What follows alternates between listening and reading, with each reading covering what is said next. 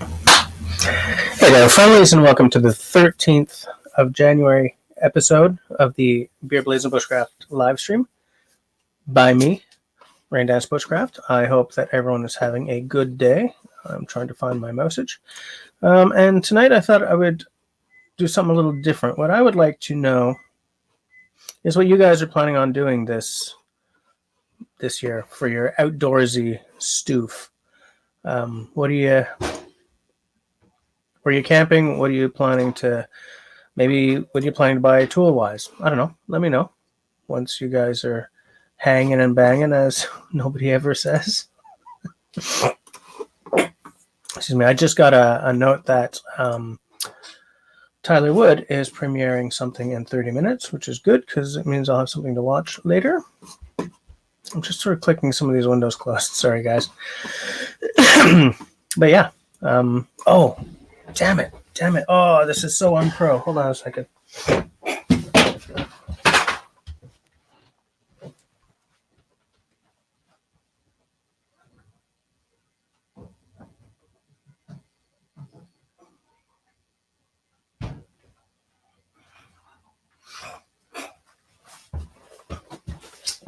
So embarrassing. Sorry, guys.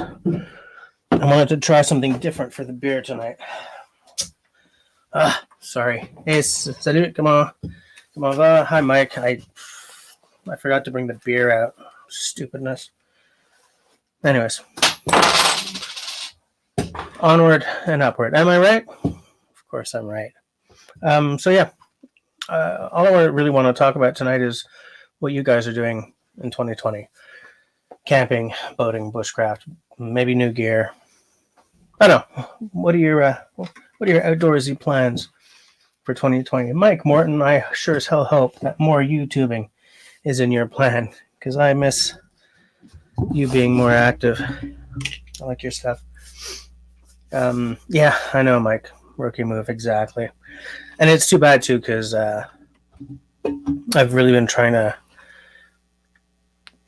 tighten this up a little bit, a little less dead space and everything. So forgetting the damn beer was not the best move. Simone wants to lose weight. Me too. I've already started. As a couple of you know, I've been doing karate classes twice a week. It's been kicking my ass, which is what I wanted. Because a couple of reasons. One, I sort of hinted that, hey, Martin, how's it going? Martin, what I want to let you know is what I'm talking about tonight is I'm actually asking you guys to tell me what your outdoors, bushcraft, and gear plans are for 2020 so that I can live vicariously on the weekends when I can't get into the woods. Simone says that his biggest plan for this year is to lose weight and keep money. And Hamza, hello. And I was saying that I started taking a karate class 2 days a week. I started in November because there are a couple of reasons. One is, some of you guys know, I got a real fire and brimstone talk from my doctor about blood pressure and weight and whether or not I want to be around to see my kids graduate. Okay, legit. But also, I kind of, when Coal Cracker Bushcraft said, man, you got to be in shape if you want to do this. You know, when you get into the woods, you got to be tip-top shape. You got to be strong. You got to be able to move. I kind of bought that statement. I think that makes a lot of sense to me.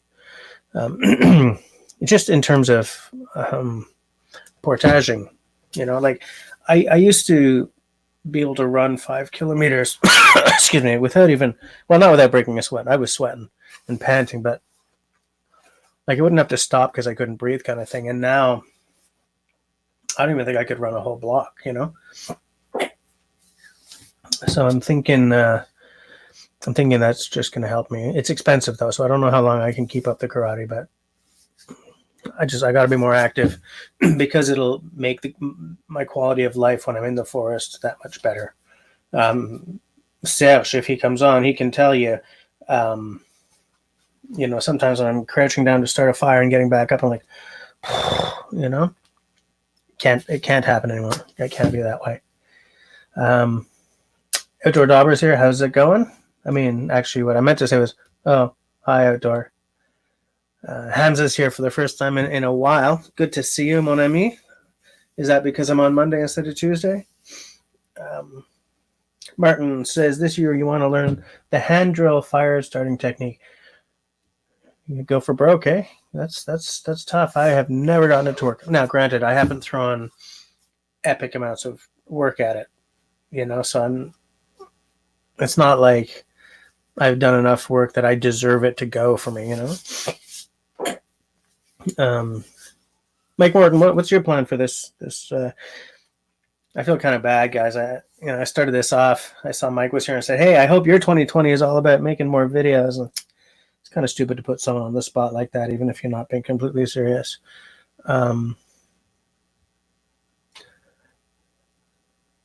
Simone is hey, Serge, I was just talking about you. Simone is planning to go camping deep and far away where I don't know what an RF signal is. Radio frequency, I guess. All you have to do is go to the center of New Brunswick, because I remember driving through New Brunswick a couple of times and being in sort of the depths of that province and there being no cell signal, no radio.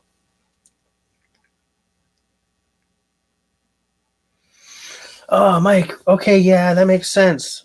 Because God knows when our second daughter was born, suddenly my times from evaporated.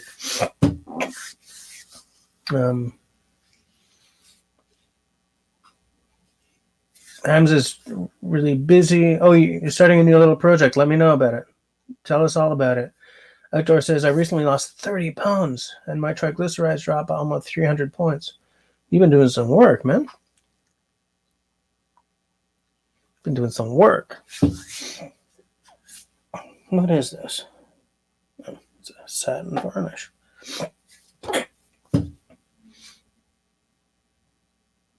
Oh, if you're with Joe, then it's not so easy for two people filming. I've seen some people doing it where both people are shooting vid, and you sometimes sort of see someone talking to the camera, someone else talking to their camera in the background. It's funny. I like it. It's kind of funny to see that, But yeah, I have things I want to do this year as well, and I'm very optimistic. Eating lots of celery and carrots outdoor. Okay. You could probably starve to death if all you ate was celery. Carrots are good, though. There's got to be a way to eat celery so it doesn't sound like you're stepping on a basket. But, yeah, in some ways I'm optimistic about this year. In some ways I'm not, but I'm going to get some stuff done. I'm trying to get my winter, my next, my land. I'm trying to get my next panel discussion plan so I can get it out this month, but I'm having trouble with a scheduling issue with one of the guests. So I'm hoping that gets solved pretty soon because we're starting to run out of January here.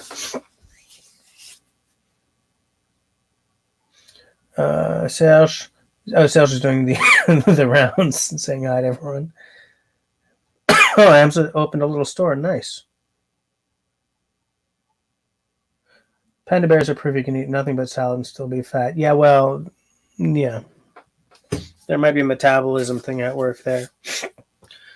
So, for the beer tonight, I figured I would do a little poll.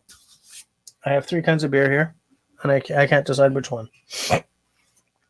Of course, my sinuses are going crazy again. The first one is caffeined. This is a cappuccino stout. I'd like to be able to just sort of like leave them up here so I can. Do I have anything that I could prop them on? I really, really did a spectacular job of planning this episode. No. Okay. So, what was it? Cappuccino stout. This is a Saison Galaxy. I don't know what that means, especially because Galaxy my ass. That's a street map of Quebec City or there. But anyways, it's called the BG. And this is a dark side of the stout. Whoops. That's an Imperial Stout, which is why it's got like a faux Emperor and faux TIE Fighters on it, I guess. So, those are my three. What do you guys think? Dark side of the stout, the Saison Galaxy, or caffeined?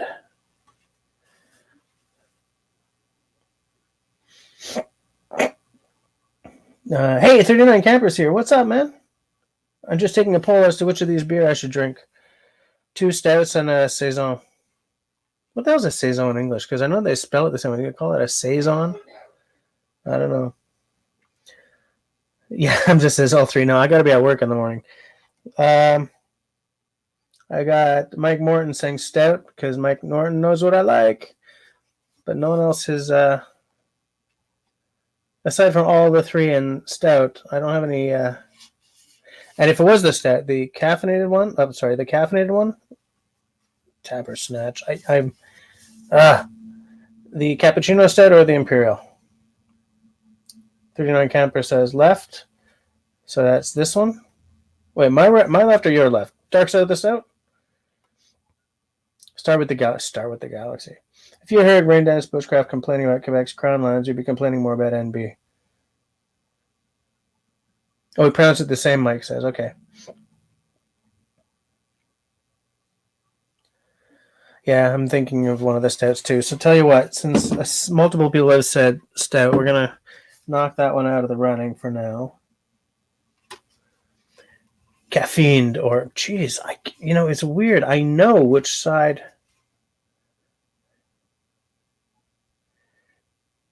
Cappuccino stout, says 39 Camper. Okay. And of course, Mike Morton says Imperial. I need one more vote for one of these, and it'll decide. I think I may have had this one before.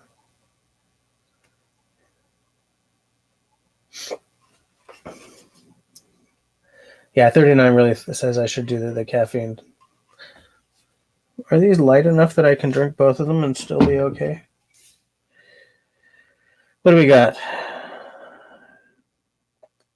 Oh, this is a 10%. Okay. It's going to have to be this. What? 10%? Holy crap. How did I not see that? Well, okay then. Caffeine beer sort of defeats the purpose, doesn't it? But I'm not drinking a 10% beer on a Monday night, guys. Nice and dark. Let me turn this a bit so we can see the actual color. Look at that. There's got to be like a lot of dust in this basement because, man, my sinuses are just going nuts here. Oops, let's calm down on the head, shall we? Said no high school boy ever. Why did I say that?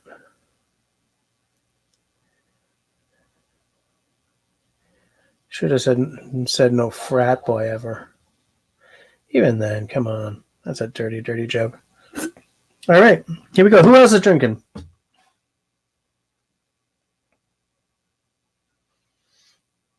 Who else is drinking? Serge, you got a drink?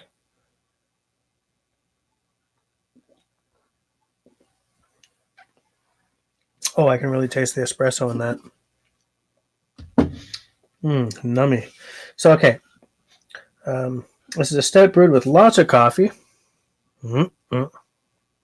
Obviously by a Montreal brew house, because that's just a take on the flag of Montreal and the civic symbol. It's a light beer. No, it's not. It's 5.8. Okay. Strong brew beer brew spa. God, never mind. Cappuccino stout, 473 mils. It's very tasty. The coffee used in this beer was sourced and blended exclusively for Quatre Origines by Traffic Coffee Club. Quatre Origines is the name of the brasserie, the brew place, whatever the hell brasserie is in English. Yeah, there's a lot of coffee happening there. It's got a nice smooth thing, but a little burnt at the back. I like it. Mm-hmm. 39, you sure do. So back to what we were talking about. I want to know about what you guys are doing this summer. Where you're camping, where you're not camping. Gear you're thinking of getting. Gear you're thinking of getting rid of. Man, I've got so many things on my to get list, but my to get list has sort of changed over the past few years. Like I used to, no, I still have a knife bucket list and an axe bucket list, but there are only so many axe or knife videos I can do without becoming an axe or knife channel. So the stuff that I'd like to add to my toolbox over the next little while is stuff like a hot tent, canoe, as you guys know, canoe. You guys also know hot tent. Sleeping bag liners for all three of the bags. You know, some less glamorous stuff, some very expensive stuff, but I don't need 300 knives, right? So like my knife bucket list, I'm not going to go chasing after a whole lot of it this year, if ever, you know.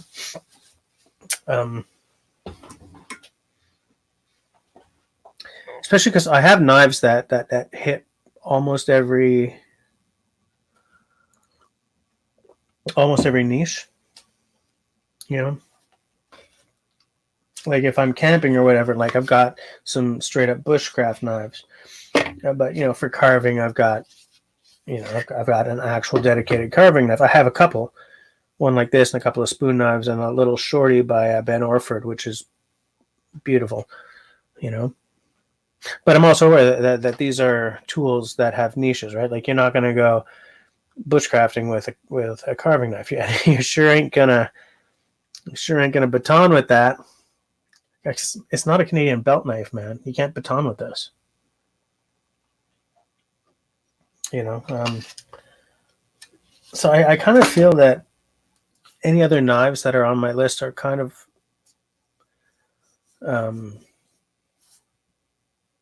like they're wants rather than, well, these are all wants rather than needs, but they're just sort of not really status buys, but you know, follies. Whereas, hold on. Hey, Grace is here. How's it going? Brewed with water to local. Hold on. Outdoor is taking me to task for the. Yes, where is Tyler Rodriguez? Someone tell him to get on here. Outdoor, brewed with water local to someone, and coffee beans handpicked by Juan Valdez. You're a funny man. Serge says, no drink for me. As of Saturday morning, I've been having issues with your balance. Right. You know, that might be vertigo. My dad had the same problem. Hi, Grace. How's it going? I think I need to get a good silky saw for your river trips. Been using buck saws, but the silky brands look good. You know, here's the thing. I've got this silky, right? This is a Pocket Boy 170. 170, right? So it's 170 millimeters, I think. And I find it's a little short. I've got some buck saws as well. And I find that one of these and a buck saw is still very legit. I try to cut down my equipment list as much as possible, so I'm not carrying too much. But this and my 21-inch, I think it's a 21-inch buck saw, they both do completely different jobs, you know. But yeah, I definitely love my little silky. It's a great saw. You can cut like this, depending on like if you're reaching down to cut, you can angle it like that, and still, it's a great concept. I like the pull saw concept as well. So that's a good piece of kit. I do kind of wish it was like, well, if it was longer, then it wouldn't be. Then it might be hoving sort of into the territory that my buck saw covers. But I do sometimes wish it was like about yay, you know, like 210 kind of thing. Anyways, 39. I completely back you on the silky saw. Outdoor rain dance. Good reviews on the one Tigris Smoky Hut on BC USA, and sew your own sleeping bag liners from some old sheets. You've said that to me before. If I could find my damn sewing machine.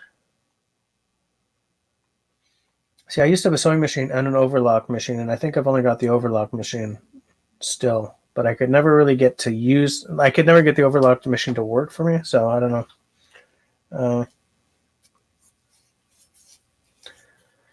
The one tigress smoky hut. I think I've seen a one tigress tent.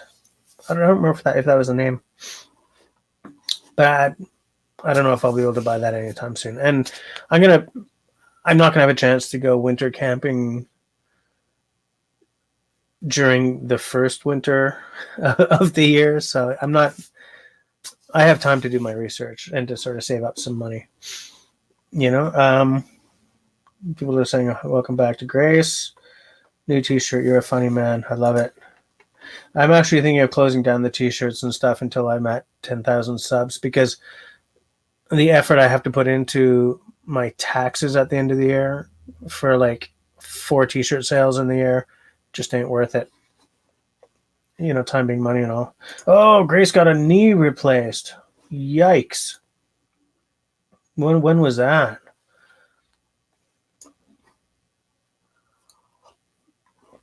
Sales' doctor is taking some days off.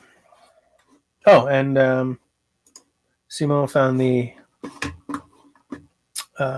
link for the smoky hat. See, it's funny because the chat down the side in YouTube, like the links work. When someone tags me, it shows up in red.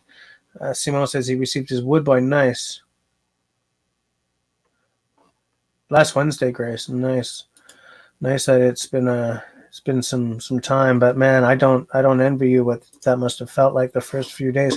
It's probably still pretty rough. My guitarist didn't have any replaced, but he had knee surgery to, I don't know, remove some meniscus or something, and it did a number on him for a while.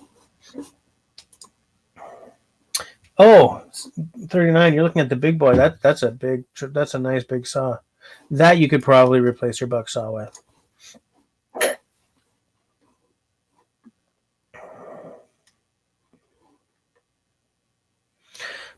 Outdoor says, I've been very happy with my 10-inch folding Corona saw, but it's no Destrode buck saw. But you've got a Destrode too, don't you? I'm pretty sure you've got a Destrode or two. Do you have one or two? We've talked about Destrodes before, and I don't remember if you actually went and got them or if you were just looking at them. I'm pretty...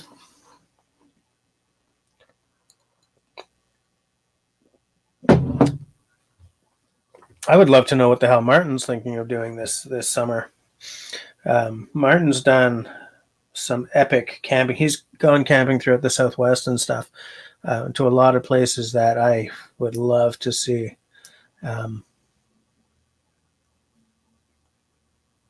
Open an incognito window and open a live chat window?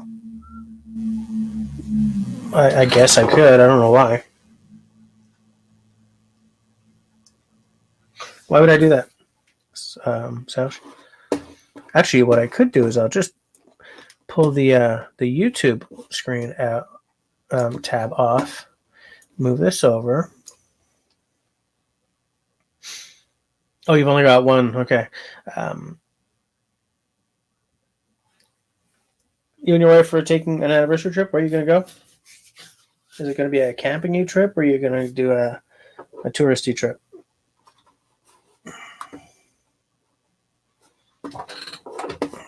Hold on a sec.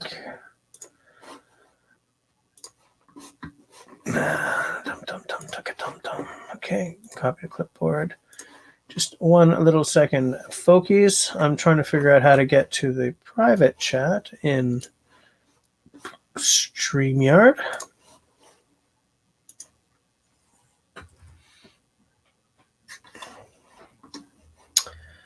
Oh. Tell you what. 39. Boom. Click that link.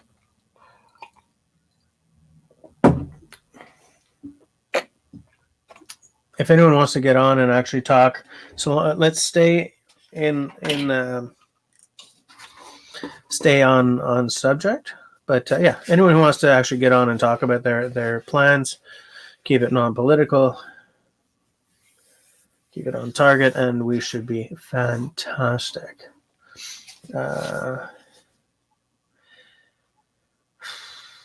Outdoors, not sure yet. Maybe a cruise of New England and Nova Scotia. That sounds glorious. Maybe the Bahamas.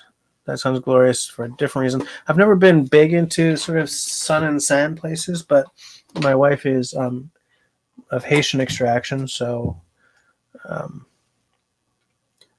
at some point she'll probably want to go and see the homeland. And she likes sort of sun and sand destinations quite a bit. I dream of seeing Sweden and camping in Sweden. I dream of seeing Morocco. I dream of seeing, stuff like that. Let me just remove that link.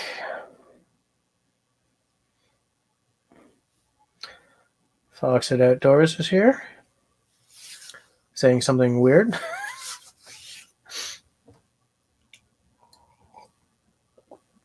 Oh yeah, Serge, that's a good plan. I've taken my eldest daughter out a couple of times, and it's been fabulous both times.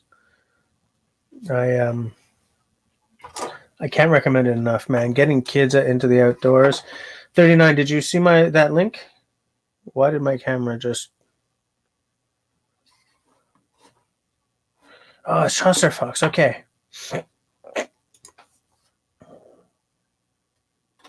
Oh, 39 didn't. Hold on a second. Let me just. New year, new name. Okay, why'd you change your name?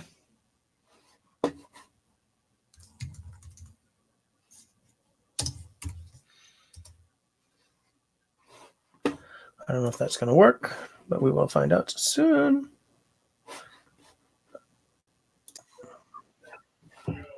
Let me put on some headphoneage. Hey, can you hear?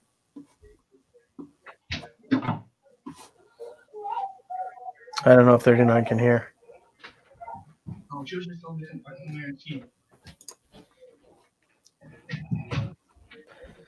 Can you hear me all right? Yep, sure thing. If you had changes since, I'll be starting making videos. Fox is going to make videos. Nice. Okay. I like that plan. 39, man. What are you going to be doing? I'm going to be, as far as what? Camping, maybe getting new gear, bushcraft. No, I'm going to do some more river trips. I'm going to check out some more rivers in Michigan here. Nice. Do our multi-day trips. Mm-hmm. And then I always do my spring hike on the Manistee River.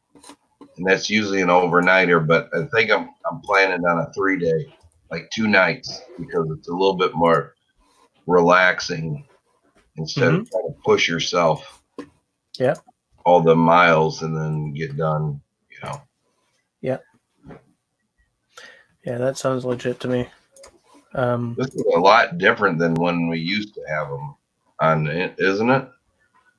As far as like when you had people on your live stream, is this through something else or oh yeah, I'm using StreamYard now. The Google Hangouts just weren't working anymore. No, oh really? Yeah. Boom. Okay, there we go. I'm sharing the link again, so anyone else who wants to get on and talk about their 2020 bushcraft prepping camping plans can get on. So do you have specific river routes planned out? Yeah, I got some planned out, but then I want to do a couple more primitive type trips. No, that sounds good. Instead of like bring in like all the modern stuff that you would and everything like we have in the past. Mm-hmm. I'm so much more comfortable doing it now that I'd like to do a more primitive type of trip, Yeah, that sounds cool. And then for the watchers, I mean, I'd like to do, it may seem funny or whatever, but it would be pretty good. It would be pretty fun to do a Bigfoot hunt. Yeah, you and Les Stroud, man. Yeah, I've been. Didn't he do a series on like Bigfoot hunt? Yeah. I've been wanting to go up to the UP and just shoot something. And if it's just us having a good time, it's just us having a good time. But people love to watch that stuff. Yeah. It's just interesting for a lot of people, and it is what it is. Yeah, and there's a certain magic to something like a video that's completely unscripted. Like there's nothing planned. You're going for a camping trip, and whatever happens. Everybody Yeah. say hi to whoever that is behind 39 Yeah. camper. It's a live. It's okay. It's William Yeah. doesn't know what a live chat is, and a live chat is like something on YouTube where you get with a community of people or like mine, and you get on here and you talk about whatever it may be. Whatever. Yeah. They can get like he's had friends all the way from like England and Europe and Australia. Wait, you have friends in Greenland? England, she said England. Oh, England. I thought you were in Greenland. I was like, dude, your game is, No. You have the YouTube foo. No. Yeah. So Fox is going to be doing some videos probably this year. That's good. You're going to be doing some river trips. I like the idea of the primitive trips. I think that sounds really cool. I'm going to love watching that.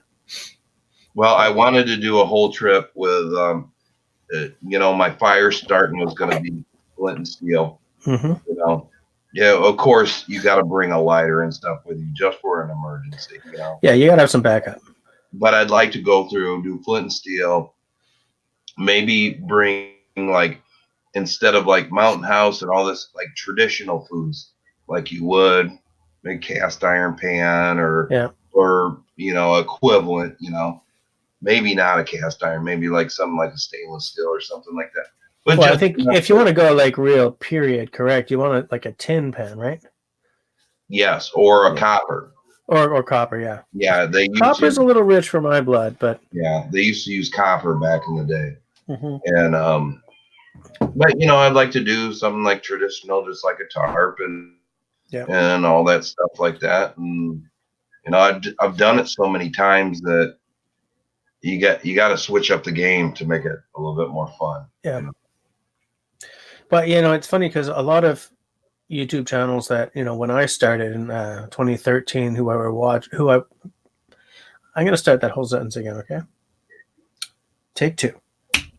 It's funny because there's a lot of channels that I used to watch all the time when I started that were big ticket bushcraft or homesteading channels that over time have changed into formats that I kind of don't really watch anymore. And I realize it's because these guys have to keep it fresh. And after a while, there's only so many times you can make a steak over a fire before you start craving. I'm thinking about like Wrangler Star, who I used to watch all the time. And, I don't care about the dirt bikes and stuff, but, he has to stay interested too. So I kind of don't blame him. Do you know what I'm saying? Yeah. And I've gotten to the point to where, this last year I didn't shoot a whole lot of videos. I put my camera at the house and I went out and I did my adventures and I enjoyed them a lot more, Yeah. because I wasn't worried about getting this shot or you know what I'm saying? Yeah. I enjoyed it a lot more. And then now I'm thinking to myself, it's exactly what you said. You can only watch somebody cooking a steak on a fire so many times, Yeah. I mean, it's got to be switched up. I got a lot of homesteading stuff and like traditional prepping type stuff. Mm-hmm. I'm not into this fear mongering where people talk about marauders and disease and stuff, but I'm more into prepping. Like if you have a blizzard and you're stuck in your house for 3 weeks, what can you do? I mean, yeah. And in fact, I find that for those of you who don't know 39 Camper, you should check them out. There's a lot of, I remember you have a lot of sort of practical knowledge about canning and stuff, and that should really feed right into prepping in a lot of ways. You know, like so many people who are all prepping and blah, blah, blah, they buy tons of food when instead having a garden and canning stuff for that blizzard that will likely hit, because let's face it, that's the kind of world we live in. That's preparing way more than throwing a lot of money at companies that are just raking in the cash and sending out packets of freeze-dried food, you know? And honestly, you really don't have to have that big of a garden. I mean, a small yard garden can produce a lot of stuff, you know. Mm-hmm. Green beans just keep producing and producing and producing, you know. Yeah. And you just got to take the time to you know, break it down, can it, and store it. You know, make sure it's good. And canning isn't really that hard. I mean, I got into it. My great grandma, you know, my grandma, my mom all did it, and it's just been handed down to me. So yeah. And in fact, you have you do pressure canning. I remember you once a long time ago told me exactly which pressure canner you use because you did a giveaway of that model. Yeah. And I wrote it down, and I mean, I live in a hurricane, so I lost it. But because we just do sort of the, you know, those, what's it called, hot water bath when you boil. Yep, and then your hot water bath is basically for your high acid foods. Like you can do your tomatoes and your fruits. Yep. A hot water bath, but like your carrots, your green beans, and meats, and can't do it. You know? That's got to be pressure can. Now it doesn't mean that you couldn't do it in a pinch. You know what I'm saying? Mm-hmm. You could hot water bath in a pinch, but it's not going to have the shelf stability like pressure canning would, you know? Yeah. Anyways, that's sort of a little aside because I just wanted to let people who may not know you know that you got a lot of practical, non-fear-mongery prepping information on your channel. Oh, yeah. I mean, I like watching the prepper channels, but a lot of them, I mean, it's all about this is what's going to happen. This is the disease process that's going to happen. This is what's going to happen after the fall of whatever, you know. Yeah. And I'm more into, you know, what if a tornado comes through there and knocks down our grid for several weeks, or, you know, me and you live in a blizzard, you know, that's a very good possibility, you know. I'm not going to be one of them people that are rushing to the store, getting the last gallon of milk, and, you know, I shouldn't have their bread off the shelf. I shouldn't have to do that. Yeah. And I don't know about in the States. I'm pretty sure in the States they do this, but the Canadian The Canadian Red Cross sells like 72-hour backpacks, like for 1 or 2 people kind of thing. Yeah. Which, you know, again, you know, marketing stuff, you know, based on the idea that the world is going to end for 72 hours. I just want to sort of check what people are saying. Okay, Simo was telling Outdoor about a ferry. Outdoor says part of my because we're going to go completely off track, right? Outdoor says part of my prepping plan is that live meat doesn't spoil. But man, hunting is hard even when half the population isn't trying to do it.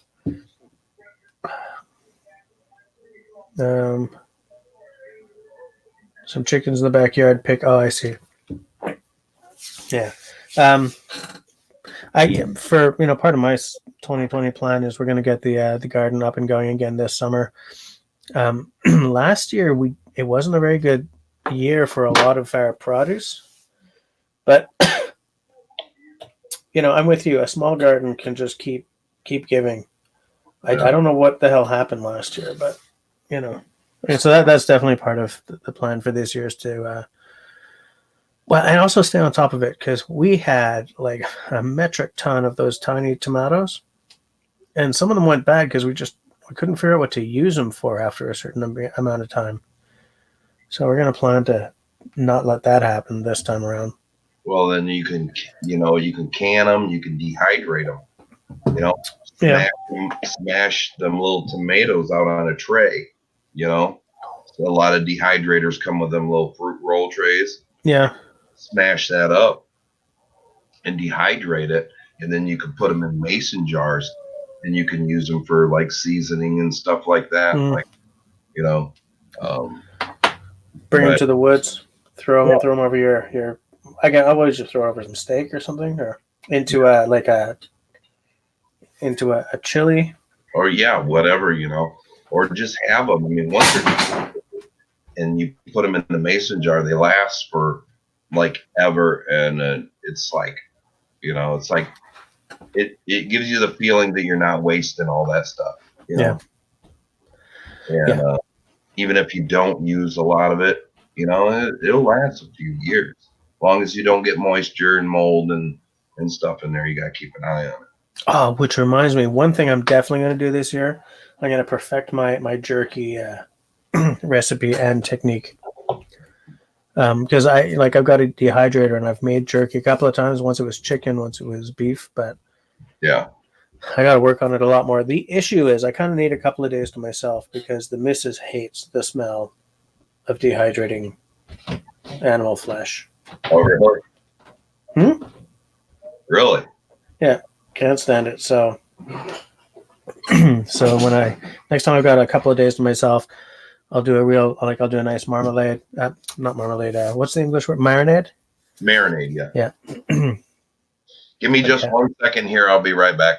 Sure. Guys, if anyone else wants to get in on this chit chat and tell us about your camping / bushcraft / tool plans for 2020, there's the link. If you have never been live in one of these chats before, then you are more than welcome. If you have been live on one of these chats before, then you're still more than welcome. What we're talking about tonight, as I said, is your 2020 plans for bushcraft / woodcraft / camping / canoeing / tool purchase / tool selling. If you have something that you're thinking you want to get rid of this year, any of that is good, and I want to have more people chit-chatting here. We're on until 11 p.m.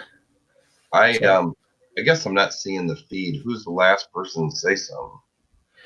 Outdoor Dobra says, Rain Dance will send you a signal message about a jerky recipe.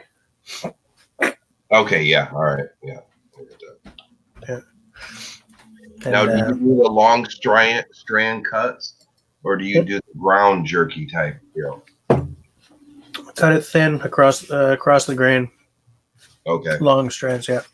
Because I have the gun where you can take hamburger or like ground stuff. Yep. And you can make your own. It's a lot tender.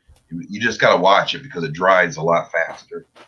And if you don't get a really lean burger, it gets really greasy. And then I would be afraid, of course, of it going rancid. Yeah. So you want to get the leanest that you can. But the cuts that you're talking about usually do pretty good. Like if they're just like regular slices off the meat. Yeah, it's got to be like a shoulder or something, probably, right? I'm just checking the messages because I don't want anyone to get left out sort of in the cold, Excuse me. Yeah. How is that coffee beer? It's delectable, man. It's delish. It sounded really good. Yeah, I'm very happy with it. And it's not. Yeah, when I saw that the other one was 10%, I was like, no, I'm not doing that on camera. Oh yeah, I did that last summer. Buddy brought over a 6-pack, and we had like 3 of them suckers before we realized it was like 9.8 or something like that. Yeah, and we're like, why do I feel like I'm gonna fall down? Yeah. So. Yeah, absolutely. Yeah. So I'm just rolling over crap here. I don't know what's down there. But one thing that I'm definitely planning to do, I'm going to do a canoe camping trip this year. That's already planned, which is nice because did you see the I don't know how many of my videos anyone has seen, but I did an episode just last summer when we were at Tobermory in Ontario. I took my daughter on her first little canoe, sort of just a little day trip around a little chunk of Lake Erie. But that was my first time on a canoe since I was in my mid-teens. Really? So for me, you got. Go ahead. So for me, being in the canoe was a big deal, and I've been aching for one ever since. I was aching for one before, but man, I was like, oh, partly because it's not like riding a bike. My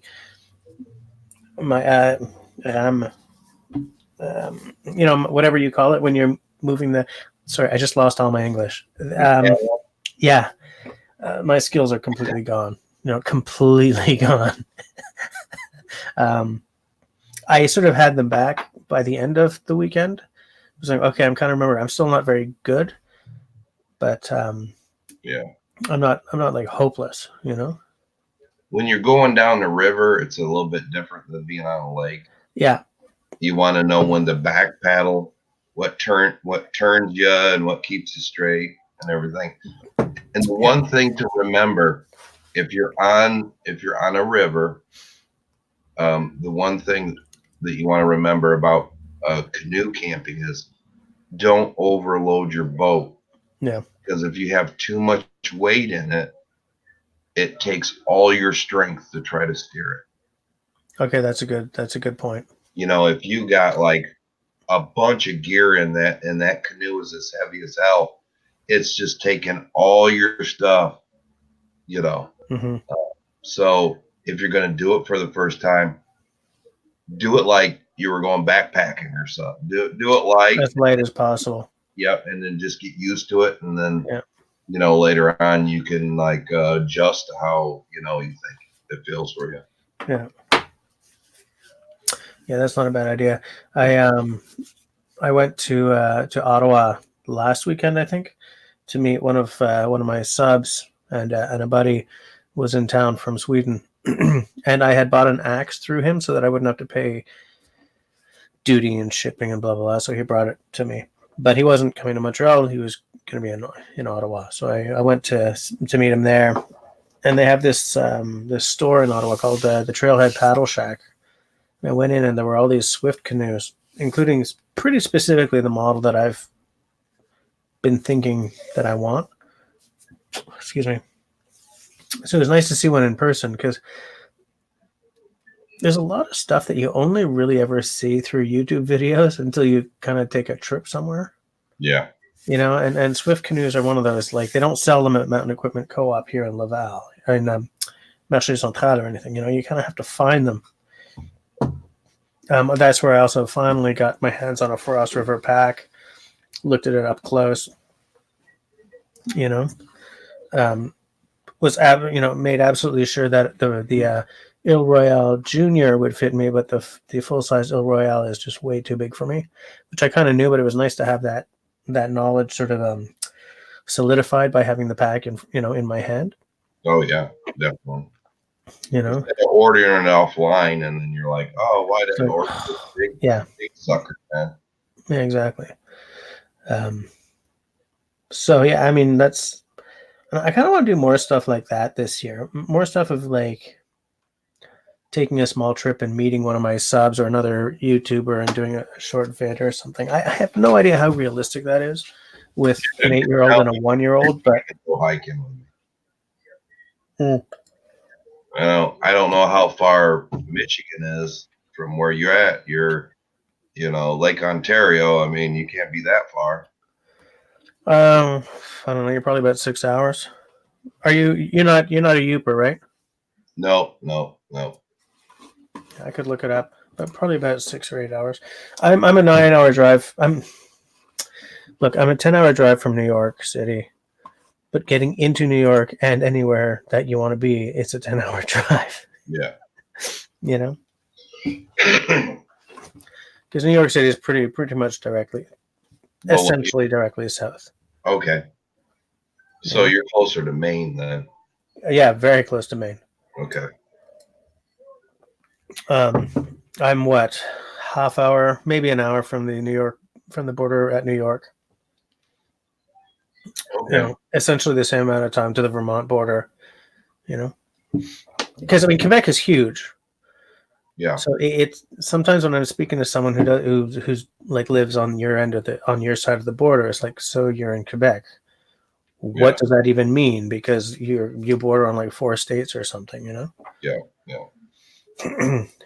um, It's so diverse, isn't it? It's like from wilderness to civilization towns, and it's like all diverse, everything. and tundra and taiga and all that stuff. When you get up in the north, it's essentially Arctic. Down in the south, it's essentially New York State. Yeah. That kind of.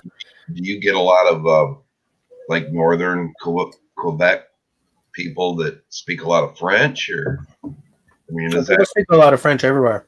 huh? People speak a lot of French everywhere. I'm in a very small minority in this province.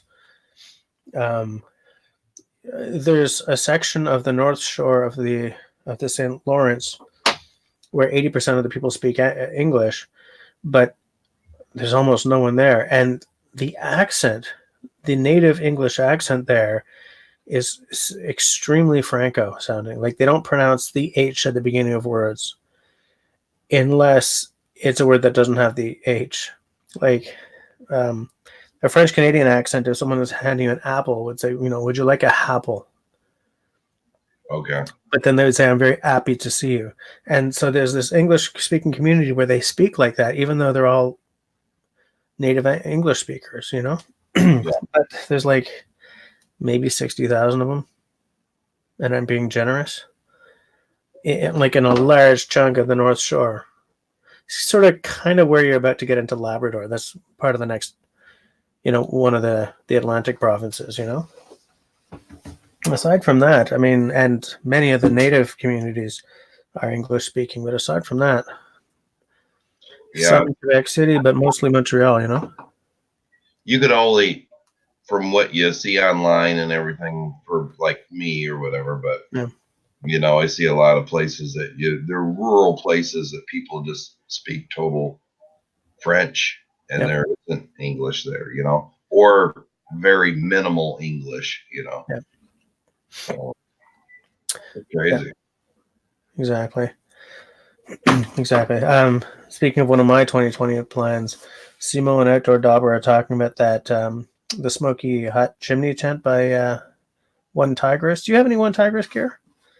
Yes, I do. I got I have the One Tigress dog pack. Okay. It's the canvas.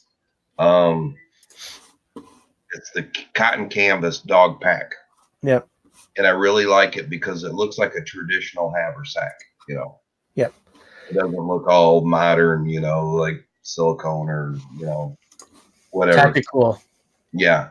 It doesn't look tactical. It looks like like rustic. The other thing that I got that I've been using for years and years and years, and I absolutely love it to death, is their underquilt. And Their underquilt. It's not the heavy underquilt, because they make 2 types. They make a spring, summer, fall one. Yep. And they make a heavier one.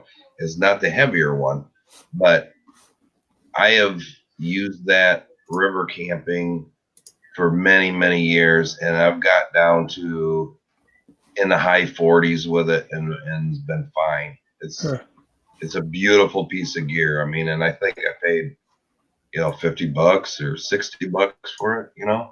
Yeah, that's good to know. It's a really good piece of gear. It's good to know because I have a hammock, and I don't have anything to keep me warm on the underneath. Yeah, that I would go. And I think that they've upgraded Like mine's probably like a generation 1 or 2, Mm-hmm. so I'm sure they have like better generations now that will more hammocks, but it's a full length. It goes from buckle to buckle all the way down, so you're totally covered. Yeah, that's good to know. I just want to say, damn it's 85 is here. How's it going? Oh yeah, I forgot that you and the Fox know each other. I just want to tell those of you who are joining us late what we're talking about tonight is your plans for 2020, your camping plans, your canoeing plans, your gear buying plans, your gear selling plans, prepping plans, bushcraft plans, whatever. But I want to hear from you guys. Also, I have been putting the link so that anyone who wants to actually get in on the conversation in a more active way can log on to StreamYard, and you don't need a membership, and you can get on screen and talk to 39 and me about what you're doing in the outdoors this year. I've also said what some of my tentative plans are and some of my more concrete plans. Fox, no, he was saying that it's a very affordable One Tigris underquilt. It seems to me that the One Tigris gear is very reasonably priced for what you get. So aside from that, I have a lot of plans for 2020 pertaining to my videos, which I don't want to talk too much about because I don't want to, steal my own thunder. But I got some plans. I just got to figure out how to fit them into my week. You know how it is, right? Yeah.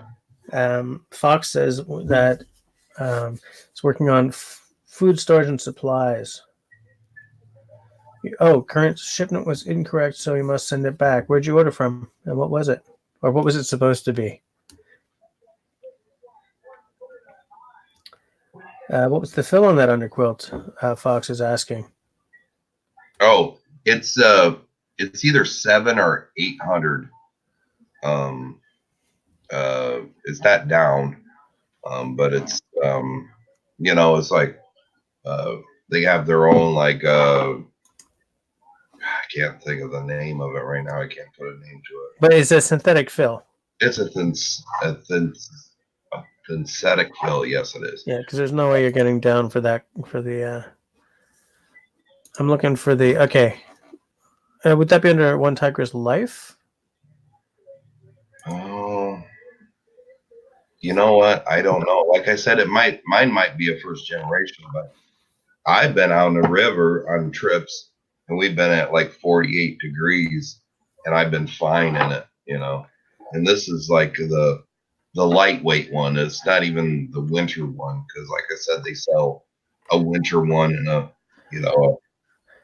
Here's something called the Night Protector Underquilt. One Tigris 3 season / winter full length single hammock underquilts. It's nothing under a kilt. $65 US.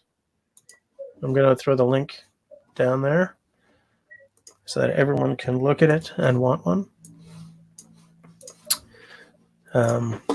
Because one thing I would love to do this year is do some damn hammock camping. I bought this hammock years ago and I have not yet used it. I bought the hammock, but man, life just sort of got in the way, So you can buy a winter one or a 3 season one. Yeah, the 3 season one I got. Yeah, this won't let me like click on it, but it's a full length. It's a 750 to 800 gram fill. Yeah. The winter one is 1,350 grams. Yeah, the other one looks like it has tubes. Like yeah. Mine is just all smooth, Okay. And the fill never bunches up, how sleeping bags you'll get the fill that kind of it kind of all stays in. It's all good, Yeah. It's a really good one. I can't complain. I want to. I've got a few more hammocks. I want to get some down under quilts, but when you're gonna go buy down, you're gonna have to put Yeah, up. you're gonna have to lay down the money. Yeah, you're gonna have to lay down the money. So Yeah, and I mean, like operationally speaking, what would really the benefit be if you've got an underquilt that really works for you? Then why change? yeah. The only thing is, I want something that I could sleep in colder weather too. Yeah. Yeah, and that if you're sticking with synthetics, you're getting really heavy at that point. Yeah, and it's like you know, 50 degrees is probably. It says down to 40, but I would say 50 degrees is probably your stopping point. Yeah. Um, but I'd want something that goes a little bit, but it's like my is like I could go to like a really expensive down underquilt. Yeah. But here's my problem. My outdoors range is fucking what I do outdoors is wide. I hunt, I fish, I camp, I canoe, Yeah. I'm into shooting and archery and everything. And you just have to depend on it depends on what you're going to spend your money on, Yeah. Well, and that's the thing, right? Everything you spend on one thing. By the way, I just want to say good night, Serge. I'll speak to you soon. Maybe we should plan on hitting the bush again soon. Sleep well. That sort of feeds into this idea. It's an economic concept of the cost of opportunity.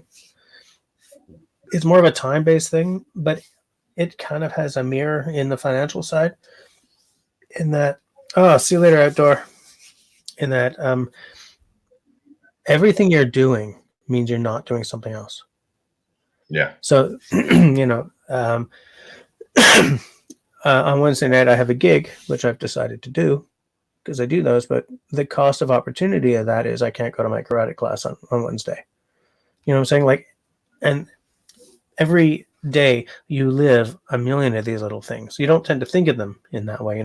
Oh, if I have lunch, then that means I can't walk the dog. I don't know. Like I'm pulling examples out of the ether here, but there's a financial side to that too, right? Which I have to deal with. If I buy if I buy a new phone, or I buy a hot tent, or I buy, if I replace my camera this year, then that's money that I'm not putting towards my canoe purchase. Yeah. Right. Which is what really helps me decide that, I've got knives. Now I've said that. Now someone's going to say, oh, I saw the Hella Tamagami on sale somewhere, but I've got knives. I don't need to buy a bunch of knives this year. I've got axes. I'll probably buy another axe this year, but I'm not going to buy a bunch of axes. There are things that I don't have. And then there are things that buying more of would just be to fill in a spot in the spectrum of something. Like, I don't know. Yeah. I have cooking knives, I have carving knives, I have bushcraft knives, I have survival knives, but I don't have a 5-inch blade knife, or I don't have a chopper sort of fit in. Like, how some people they try to fill in all the niches. Yeah. For me, filling in all the niches is no longer even an option, because there's a finite financial power that I have to draw from. Do you know what I'm saying? And so, like, I have this year, I have to set priorities, and I have to just learn to live with them. No matter what, if a good deal on something pops up, I would have to think long and hard before buying it. Yeah. Well, because I have. No, you go. This like the spring's coming up. I'd like to buy me a good pair of waders for wading the streams, trout fishing. Yeah. Then in spring comes camping too. I want that underquilt. I do want that underquilt, but I want that pair of waders too. Oh yeah, right. Because fishing is not cheap. And so Yeah. it's like I do want this. Okay, I want these waders because spring's coming up, and I want this underquilt, but I do want this new tent, you know. Mhm. And so it's like, I mean, Yeah. it's crazy about. I mean, you just got to prioritize, you know. You got to Yeah. think to yourself and go, you know what? I can get through camping without a new tent, you know. Hmm. I can Yeah. get through the season without a new underquilt because I already have one.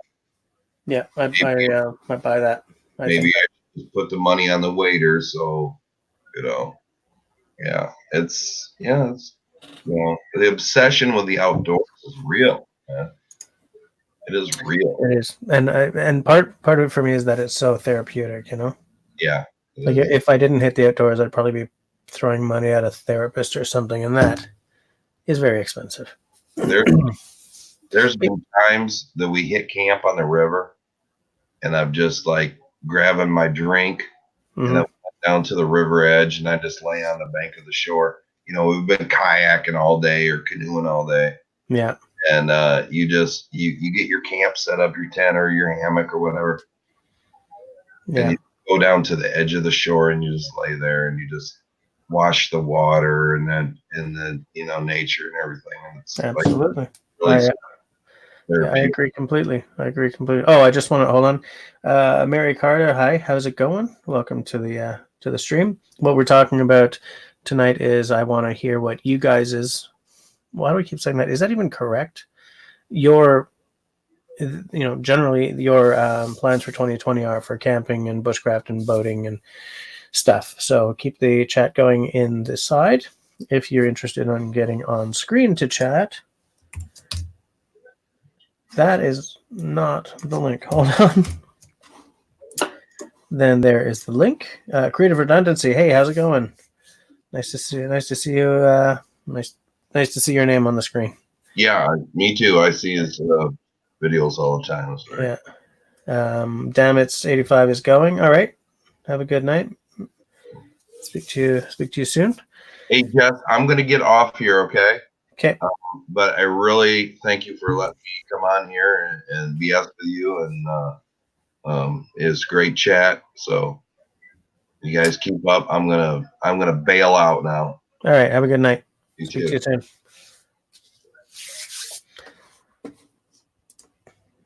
Just because I saw Canoe Hound just came on. Boom.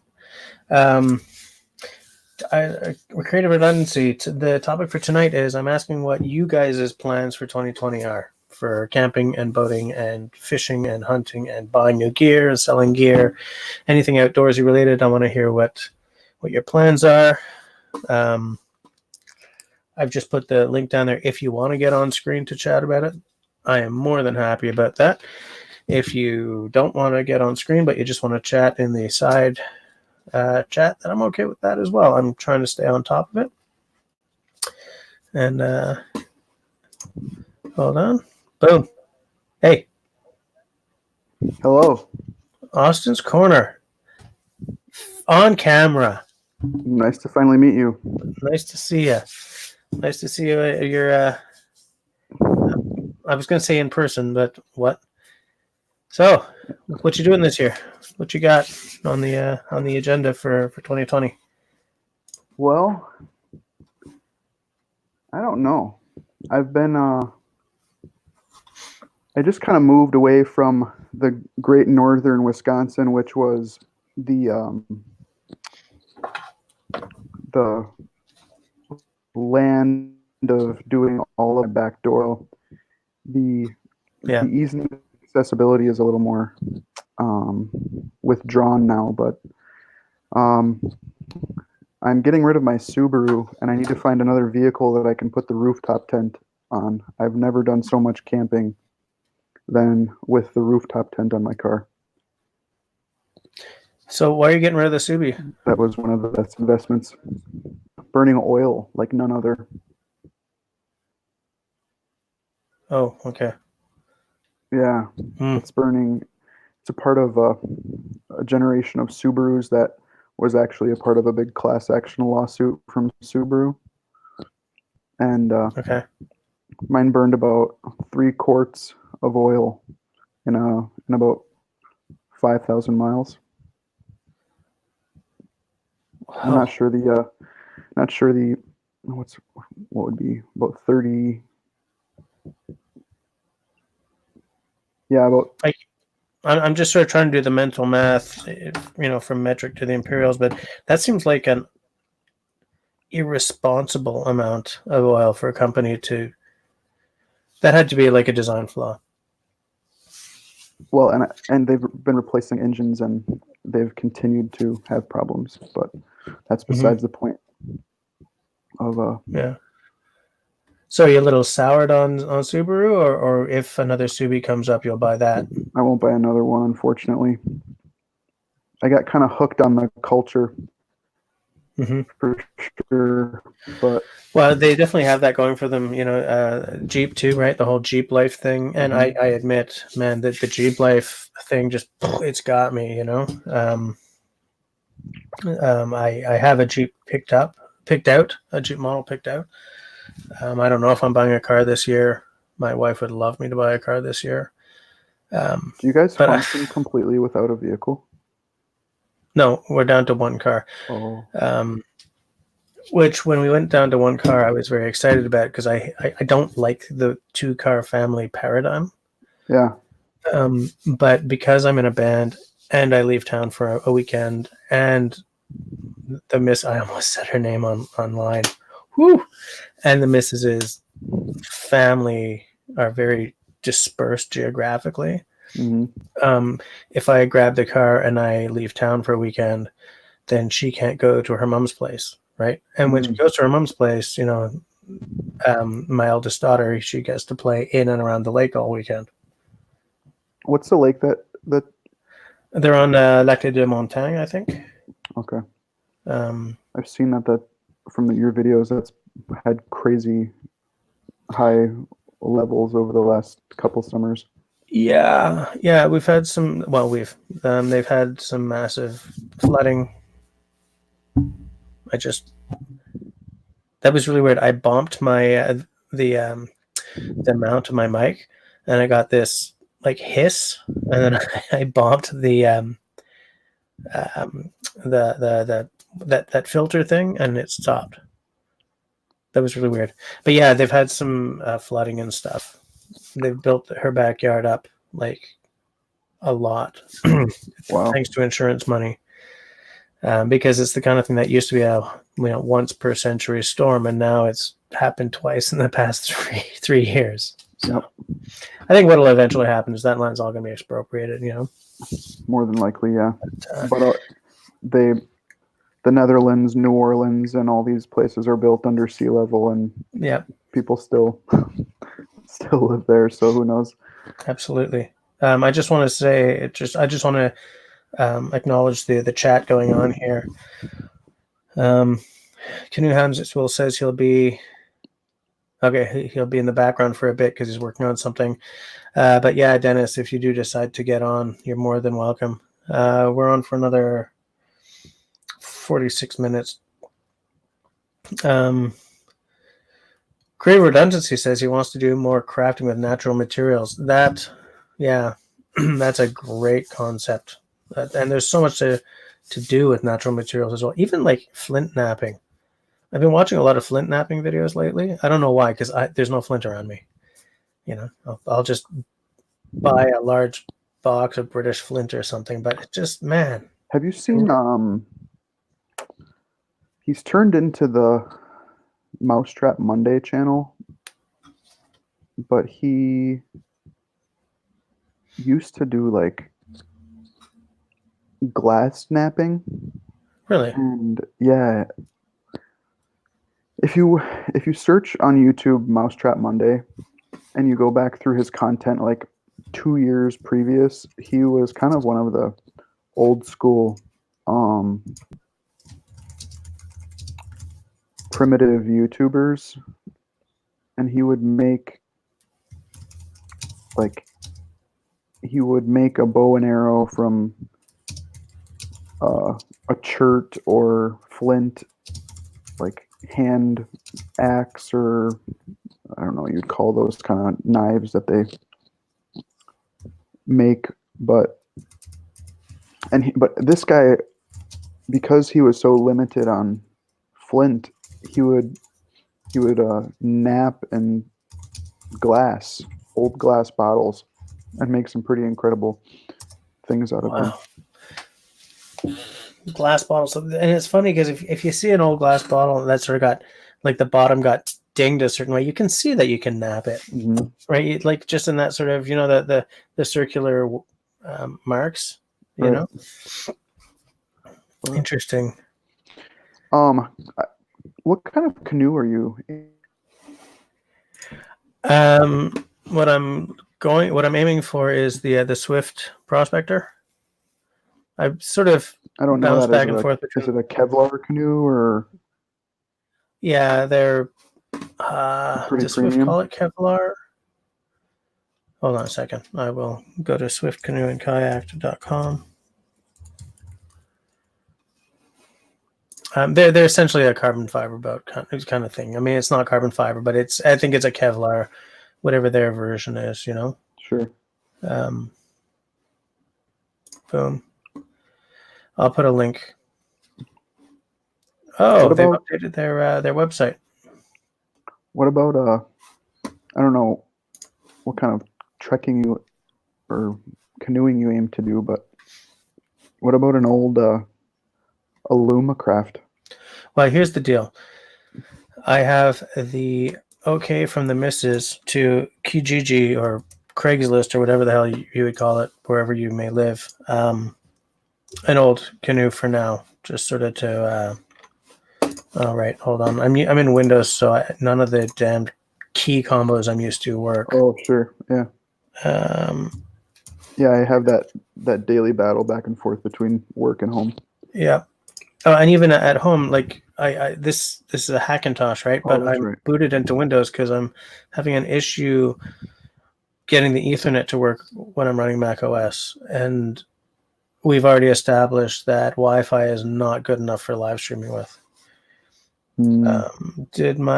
Yes, okay, my link just worked.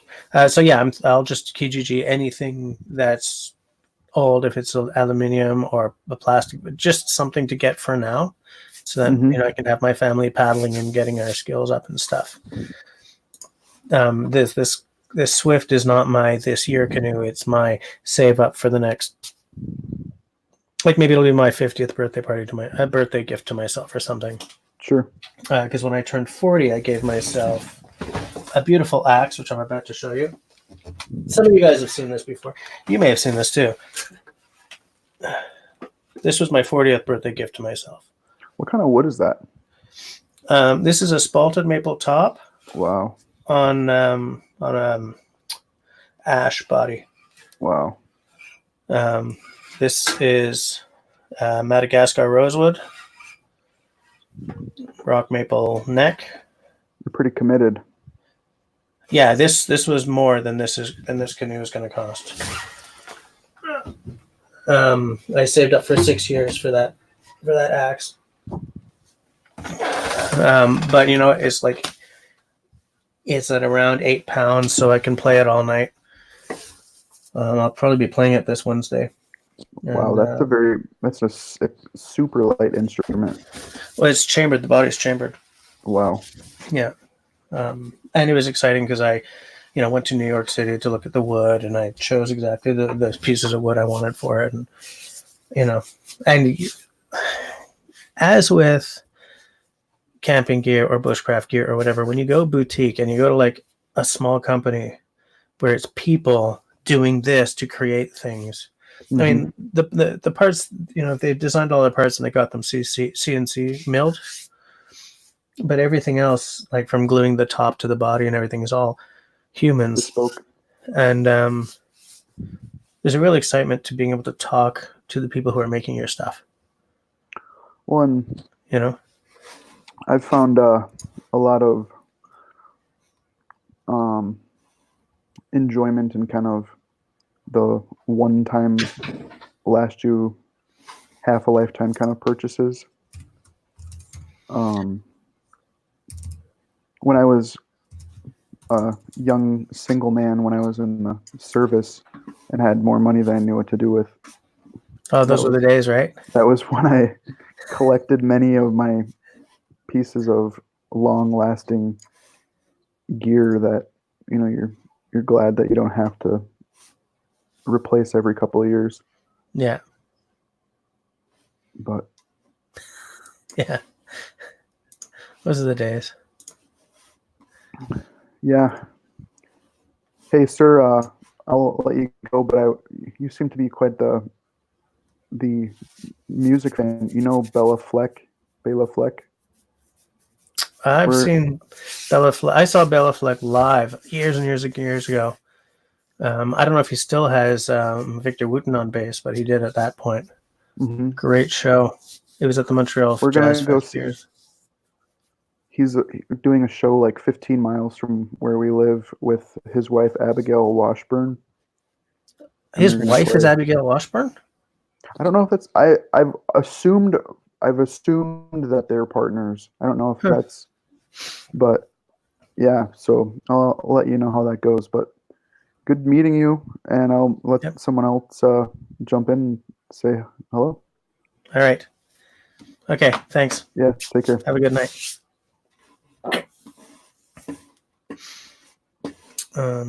So yeah, that was cool because I haven't seen that guy eat like face to face ever before. So that was cool. Creative redundancy is in a harsh Arctic wind chill.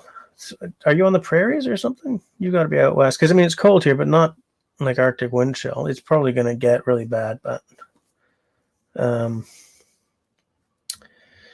Simo asked where you're located again. Canada, which province? Yeah, I don't think he's ever said no. I don't even know if creative redundancy is a he or she, actually. Mary, thank you for the welcome. Completely lost the will to live right after that. Internet problems. Oh, yeah. I've had nights like that.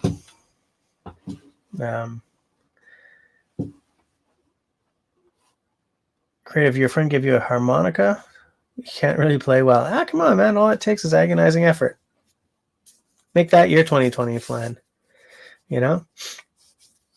But yeah, for the channel, one of my biggest plans is to get the okay, creative redundancy is a guy. Okay, one of my biggest plans is to just get the occasional panel discussions going.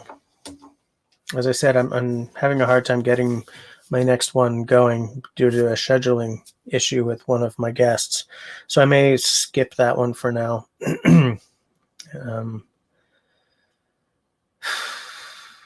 That's what I may have to do because I don't want these episodes to sort of slip. Hey, Wood Pigeon's here. How's it going? I almost had Wood Pigeon go to a pub for me in Ottawa. There was a small interprovincial rescue operation recently because when I went to see Tenenbaum in Ottawa, I left my bag at a pub there, and it had like a Kevin Callan book in it and some papers that were, of varying importance. One of which was the owner certificate to my new Kaltoff axe. Kind of wanted the book back. And it's crappy to lose a bag. So I had forgotten that I have a cousin who lives there. So she lived right around the corner in the Westboro neighborhood. So she just went and got it for me. So if she ever comes to Montreal, which she should be in a couple of weeks, then I'll get it back, which is good because I want that ownership certificate. But yeah, so Creative was just saying that they were in an extreme cold snap out there. So I'm sorry to hear it. Hold on, I'm just sort of looking at everything. Wood Pigeon, what we're talking about is what you guys are doing for 2020 in terms of your camping and crafts and YouTube channels and tools and stuff. I'm trying to make this about you guys as much as possible, hear from what you guys have to say. And every now and again, I put the link for this for the StreamYard up so that anyone who wants to get on screen and tell me about their 2020 plans, they can do it. So far, it's been a couple of people just sort of one at a time. I'm fine with that. We're on for another 34 minutes. And yeah. I'm just taking a look at the wood pigeon. You know how hard it is to get your bow license here in the province of Quebec? Yes. Yes, because I don't have one. Excuse me. I was thinking of going for a crossbow. But I ran out of time, and I just don't have time. And I don't own a bow because I wasn't sure about, like a bow or a crossbow, but I'm not going to do either of them this year. That's for sure. I have to find a way to get hunting again because, some of you guys know, I lost the right to the land that we used to go to. So, Simon, he means a bow license. For 2020, you're taking the 12 by 12 challenge. Tell me about that. What is that?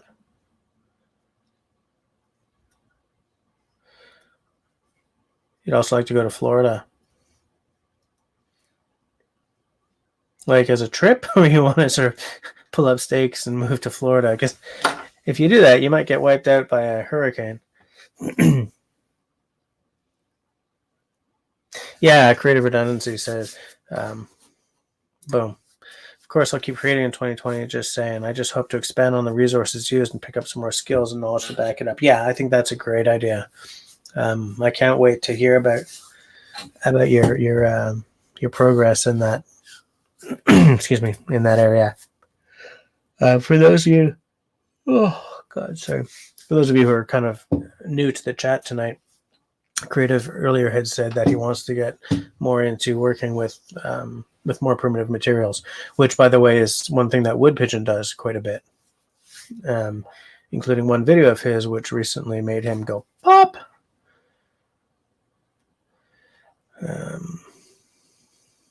Wood Pigeon says the 12 by 12 challenge is to do at least one overnighter per month for the year. What a great idea.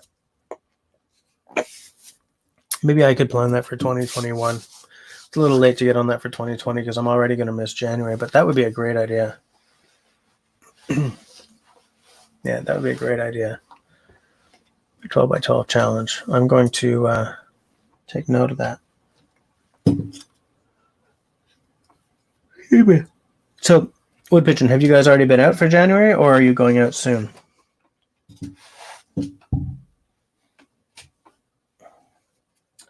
I'm just taking note of that 12 by 12 challenge because I like that. I like that concept.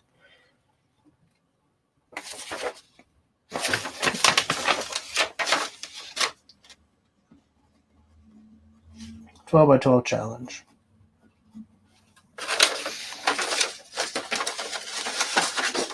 Okay, so you haven't gone out yet, but you're going to be probably. Yeah. Nice. Oh, and you're going to make a quiver. Nice. I think Wood Pigeon's channel for 2020 will be expanding massively. It was your primitive arrow making video that went gangbusters on you, wasn't it? I would like to do another making video, maybe carve another spoon, but instead of doing it as a lesson, just carve the damn spoon. You do it ASMR. Chop, chop, chop. That's like an online dad joke or something. But yeah, I think really my biggest plan for the year is just to make sure that the panel discussions happen. There's a couple of guys. Maybe I'll contact about doing the third one second instead of the second one. Yeah, Wood Pigeon ASMR was big for 2019 as well. You know what? It's funny because there were actually a couple of ASMR channels I watched to help myself get to sleep. I haven't done it in a while, but just because for a while there, I wasn't able to fall asleep at all. But hey, Hike with Mike is here. How's it going down in Florida, mister? I said that because it's been made pretty obvious by your own channel that you're in Florida. So I'm not, so, for everyone who's watching, I'm not like, oh, Kinuhan says, carve you a kuksa. I should probably try that. I tried one kuksa a while ago, and it was terrible. It stunk. I should try it again. I should definitely try that again. What would I make it out of? I've got some willow. I recently carved a couple of spoons out of willow. I made one. The one I carved for the how to carve, like the how to video that I owed. Paul Bakima. That was in willow, and I hated it. But these other spoons that I also carved out of willow worked much, much better. Kinuhan, you gonna get on here? Tell us all about what you're planning for 2020. We're still on for another 28 minutes.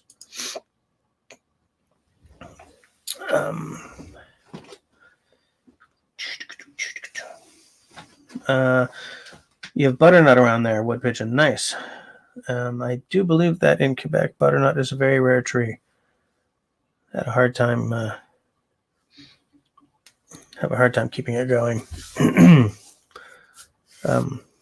What I would love to do, which is not going to be for 2020.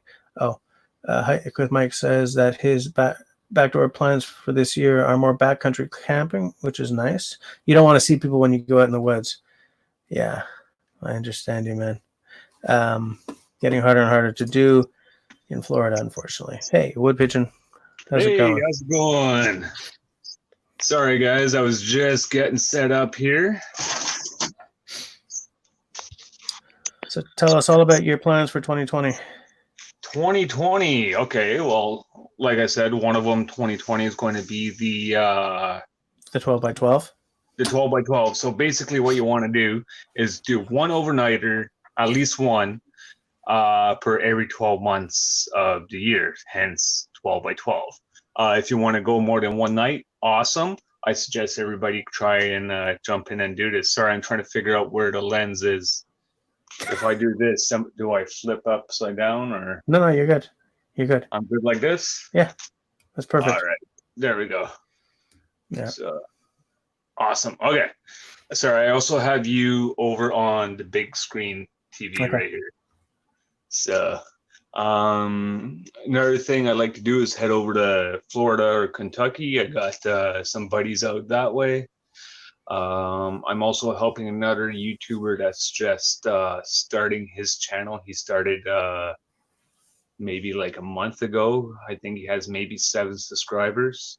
So he's an old buddy I went to high school with, and he wants to do some outdoor stuff in the summer. So I figured, help him out and everything. So hopefully that works out. Well, so what's his? Give us the link to his channel. I'll check it out. Sure. Let's see if I could. Let me know if I'm still on. He says, "Well, disappearing." Am I still on? Yeah. Okay. Your image is frozen, but I can still hear you. Oh, okay. So, crap. Hold on. Am I still here? Yep. Image frozen. Yeah. So, sorry guys. I'm just basically what I'm trying to do is find out where his channel is. It's right.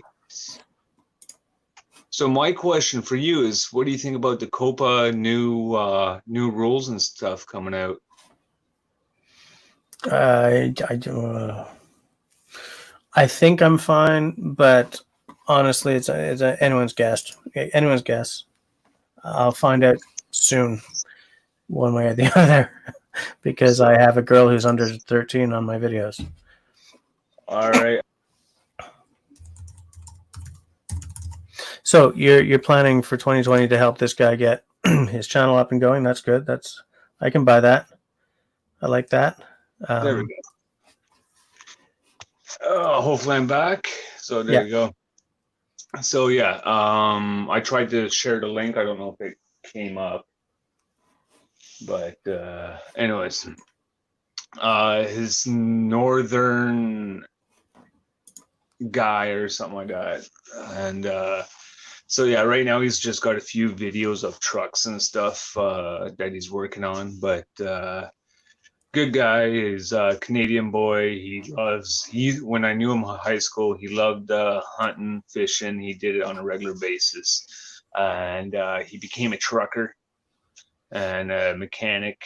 So he does a lot of that sort of videos right now, and what he wants to do is kind of start getting views and stuff. So but hopefully in the end he'll grow as well. Yeah. Why I want to go to Kentucky is there's a few guys out that way.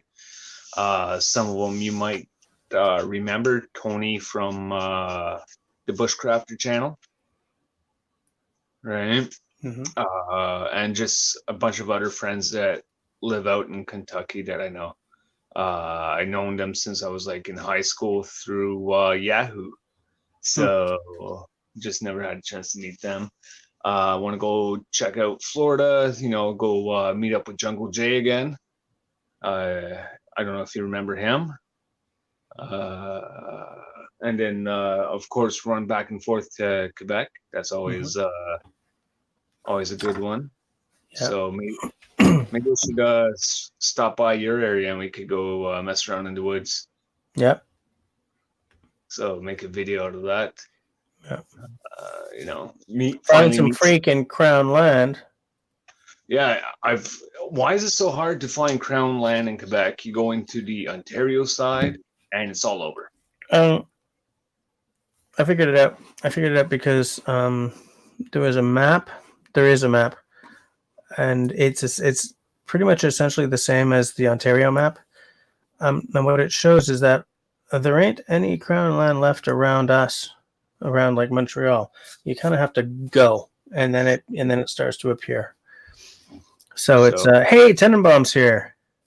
Hey, Tenenbaum, how we doing?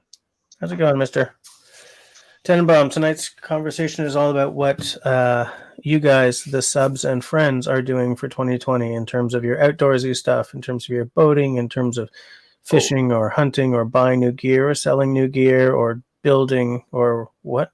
Is that jute? Yeah. That's a lot of jute. Oh, is that your quiver?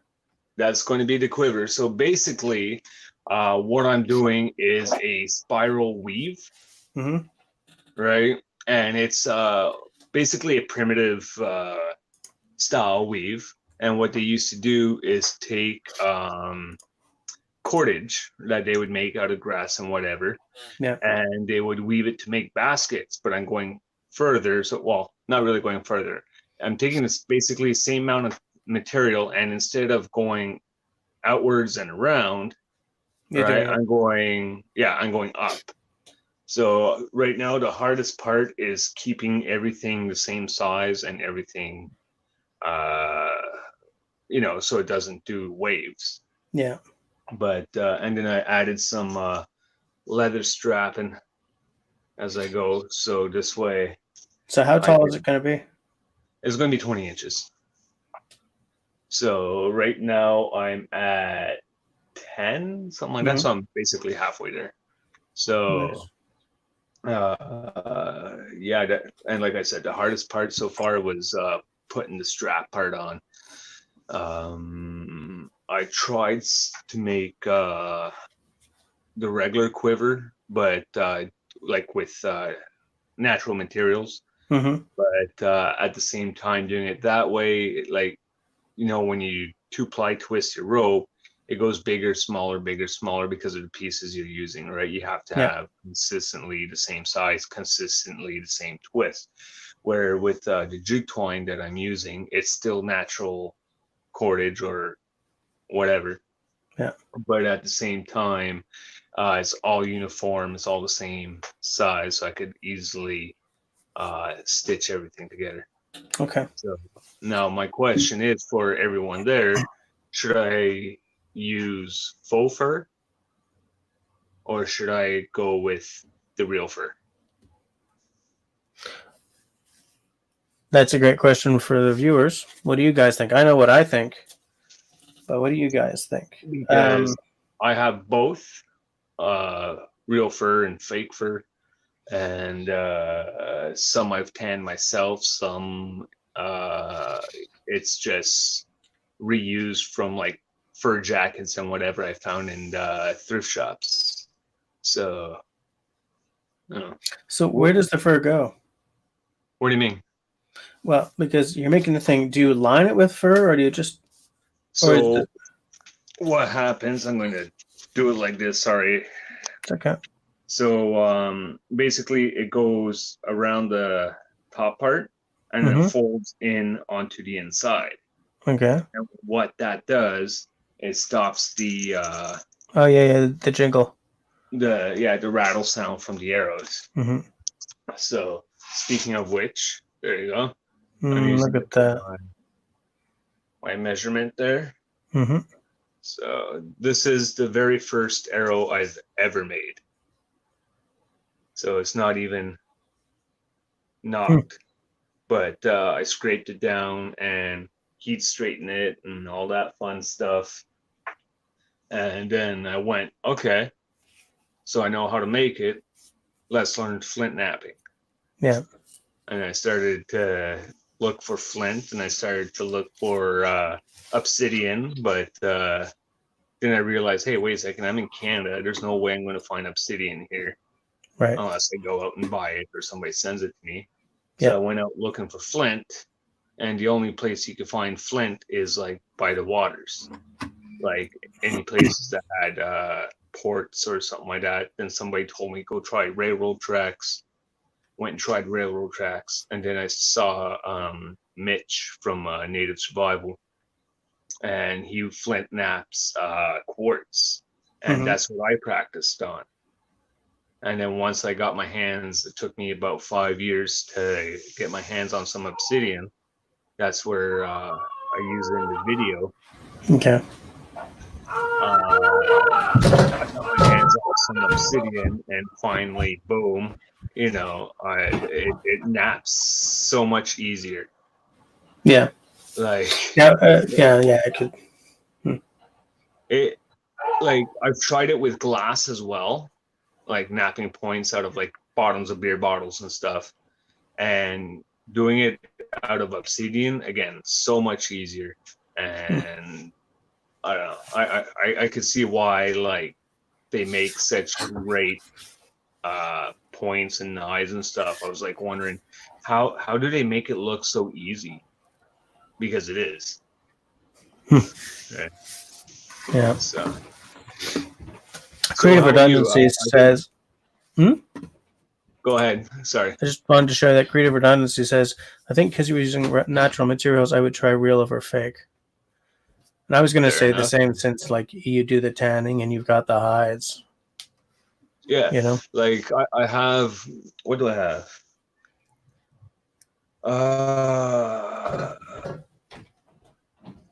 I have that short hide. It's like short hair. I'm thinking of using a shorter hair fur for the quiver top there, just because I am doing it in such a small opening. It's only going to be for about maybe 6 arrows tops. Okay. So with the fur added to it, it's going to limit the space even more to like 4 to maybe 5. And I'm okay with that, because if I can't get a deer or a turkey or whatever in 2 arrows, then there's a problem. Yeah. Right. I got either learn how to aim or, you know. Yeah. I got to change my tactics then. So. Right. Right. So I don't know. That sounds like a good one.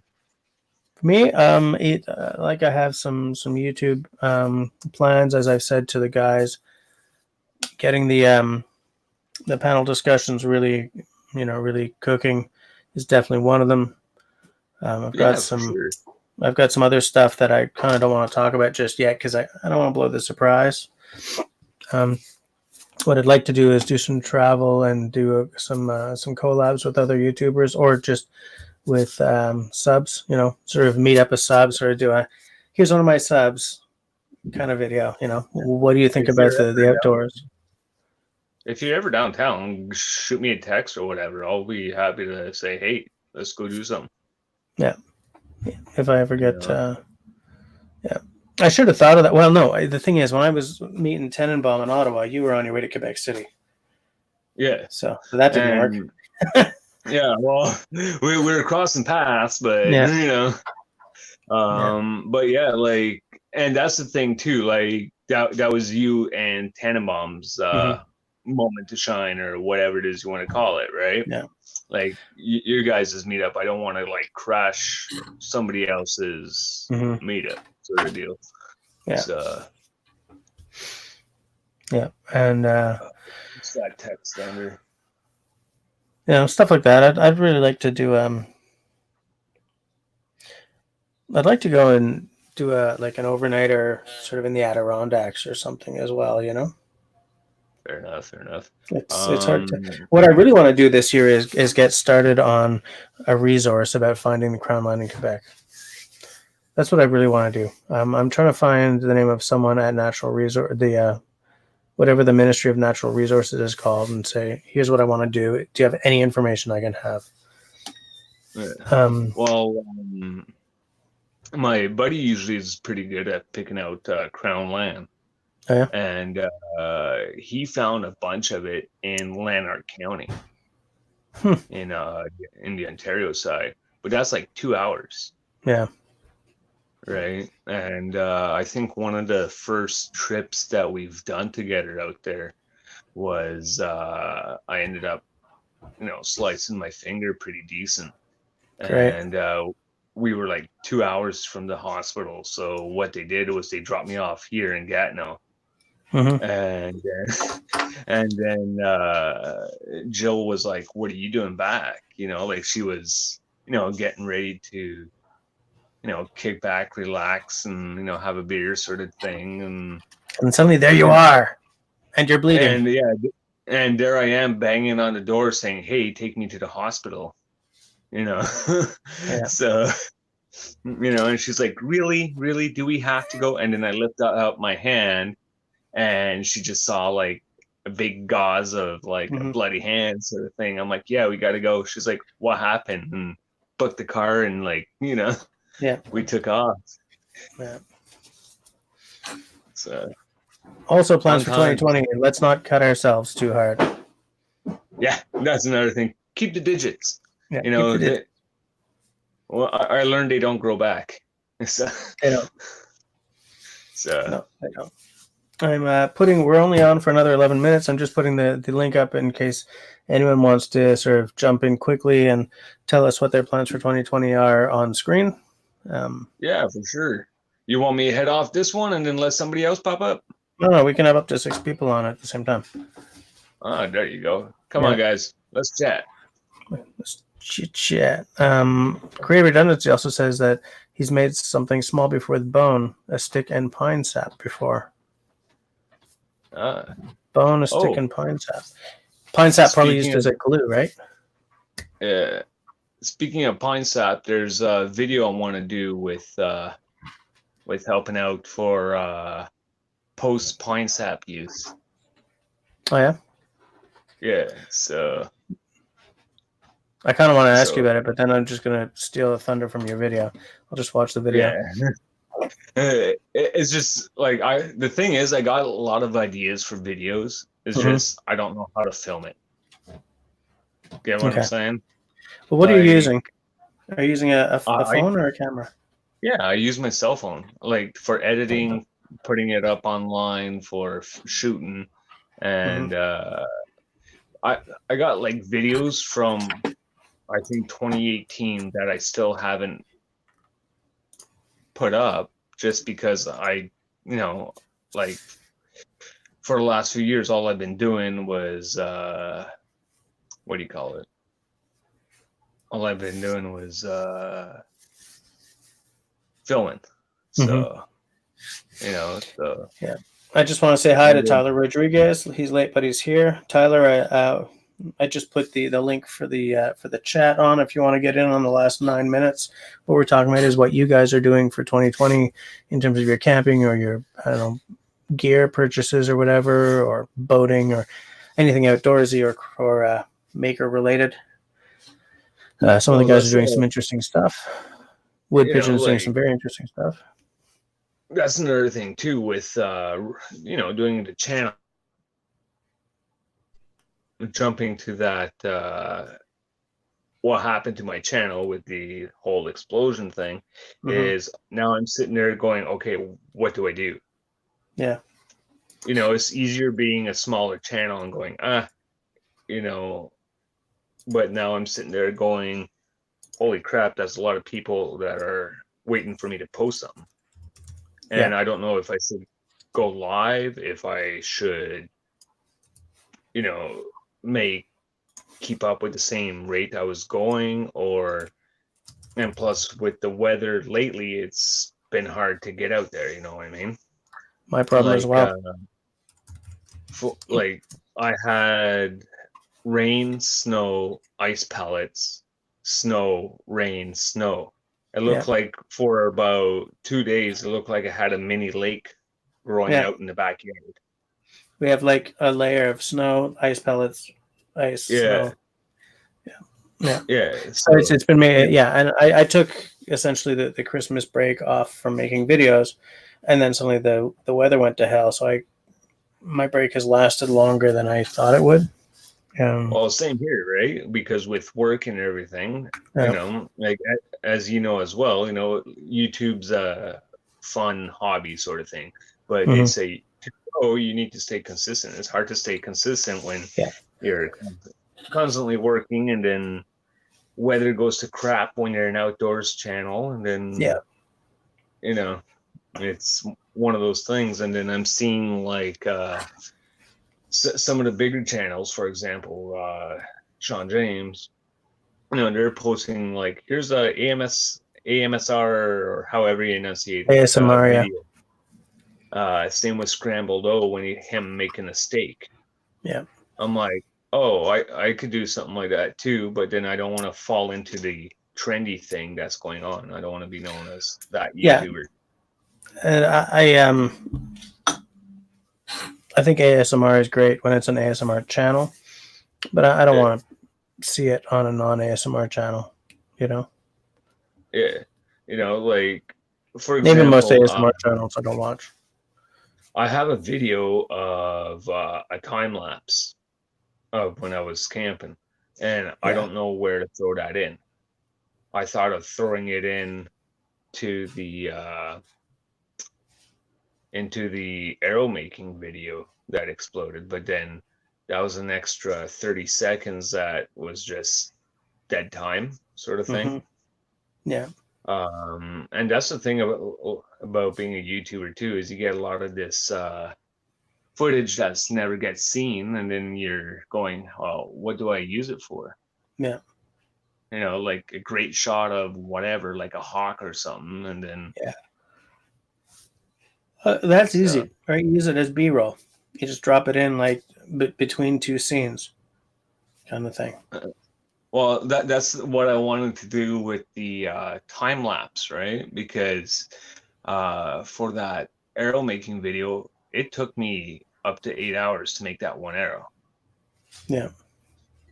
Right. And it's not an easy, especially if you're doing it primitively, right? It's not an easy thing to do. Yeah. And then with all that, I had to go through 8 hours of footage just to cut it down to 15 minutes. Yeah. Right. And that's not throwing in B-roll, really. Yeah. So when you're trying to sort of keep the time down, then adding extra stuff in is not the way to do it. That's for sure. So when I don't know, sorry, I'm just another thing too is like I wanted to make this quiver into a video. Mm-hmm. But I'm sitting there going, this is about 3 days work now, and I'm only at, Mm-hmm. 10 inches, right? And I want to, so I'm halfway there. So it's going to take me, another 3 days maybe to finish it off, right? I'm not going to want to sit there with a camera for 3 days of me doing this. Yeah. You know what I'm saying? Like, what I'll probably do is show how I did it. You know what I mean? Like, Yeah. do a quick look and then say, hey, continue. But Yeah. And yeah, that's another thing too. Like, there's so many. For example, like I know one of your things is carving spoons. Mm-hmm. Yeah. How long does it take for you to carve a spoon? A few hours. Few hours, and then to edit that down to what, a 15-minute video? Yeah. Well, what I do in that case is, stage one. Here's what I'm going to do: chop, and I show some of it, but then I turn the camera off for most of it. Okay. And then and then like I'll get to sort of when I think I'm almost at the end of that phase, turn the camera on, and I'll come to the end of that phase, and then I'll talk about what I'm going to do next, and I'll start it, and turn the camera off after I've started it, and like turn the camera back on partway through, and then off, and then on again when I get to the end of it. Just because otherwise I don't want to go through 8 hours of footage to chop it down to 15 minutes. That's just too much work. That's the thing too. There's two things that I always forget to do. All right. One is I'll start a project. Yeah. But forget to turn the camera on. Yeah, I do that too. And then it's like, right. It's too late. You just go. You just do the damn project. and you'll get it done faster too, by the way. Sorry? And you'll get your project done faster too when you're not sticking a camera in the way. Exactly. Well, for example, like taking the deer sinew out of that deer leg, that took me like 2 hours to do, which shouldn't take me that long. Right. But I'm like trying to think of the camera and think, how clean can I make this for? Yeah. It's trying, like, I know it was pushing the guidelines of YouTube, but at the same time, I put my video as 18 plus just because it's, and this is what I mean with like the Copa thing too is, and I know it's a scary word now, but with them going, you got to manage your channel for market for kids, not kids, blah, blah, blah. Yeah. And I'm sitting there going like, I already do that. If my video is not safe for, younger audience, like 18 under, I'm not going to put it as an 18 whatever video. Like, for example, the deer leg, or I think there's another one. I think the catch and cook was marked as 18, because I'm actually, taking a fish apart. But yeah. So yeah. Yeah, I get that. Oh, we're at 10:59. Oh no. Okay. Dennis is here, so we'll go another 15 minutes. Sorry, dude. Dennis! Hey, Wood Pigeon, how you doing, buddy? Dennis. Sorry, dude. I've been working in the studio here for tomorrow's live stream and trying to get things ready, right? So coming in right at the end, making me go an extra 15 minutes on a work night. God. So hey, I got to be up at 5:30 myself. So okay. But I thought I heard Dennis brought everybody beer. Nice. I got a shot of bourbon for you if you want. All right. Well, hold on. I won't let Dennis drink alone there. Do I have any of this left? Yeah, sorry, Jess. I've been listening in. I just that's fine. That works. Did you print a vinyl thing for behind you there? That's a big 4x8 sheet of corrugate cardboard, white, that's been printed. Nice. So it's a nice effect. I got to do something. This is garbage, especially right now. Whoops. It's a huge mess because the closet back there, I built some shelves. Yeah. But it was so late by the time I finished that I was too tired to put everything back. So I was just like, oh, I'll do it tomorrow. And then tonight I'm live streaming. So it looks terrible in here, but I got to do something for behind me here, you know? Yeah. Hey, it's the creepy cottage look. This here? That's No, actually a me. picture I took up north on my canoe trip last year. Yeah. And it blew up pretty damn good because that's a 4x8 sheet behind me. So Yeah, it's nice.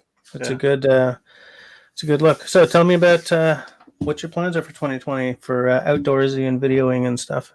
Well, gonna try and get a lot of content. I'm actually going at the end of the month to Algonquin Park for 3 nights of winter camping. Nice. Going up there with a few buddies, and I go up there, freeze my behind off because I only have a cold winter tent that's set up over there. Oh, you don't have a hot tent? No hot tent, not unless I got a friend of mine that's got one. I'll be talking to him tomorrow and see if he's willing to lend it to me. He said he would one time, but if he I've done in my -40 camping video, it's just a regular tent I used. yeah. So I've got here. I don't know if you can see it on camera here. I got it set up here in the basement. Actually, Okay. yeah, that'll work fine. it's a Kelty Expedition 4-season tent, and I've used it before. But the neat thing about camping at Algonquin there, if you go to Mew Lake, they've actually got we've got a hydro site.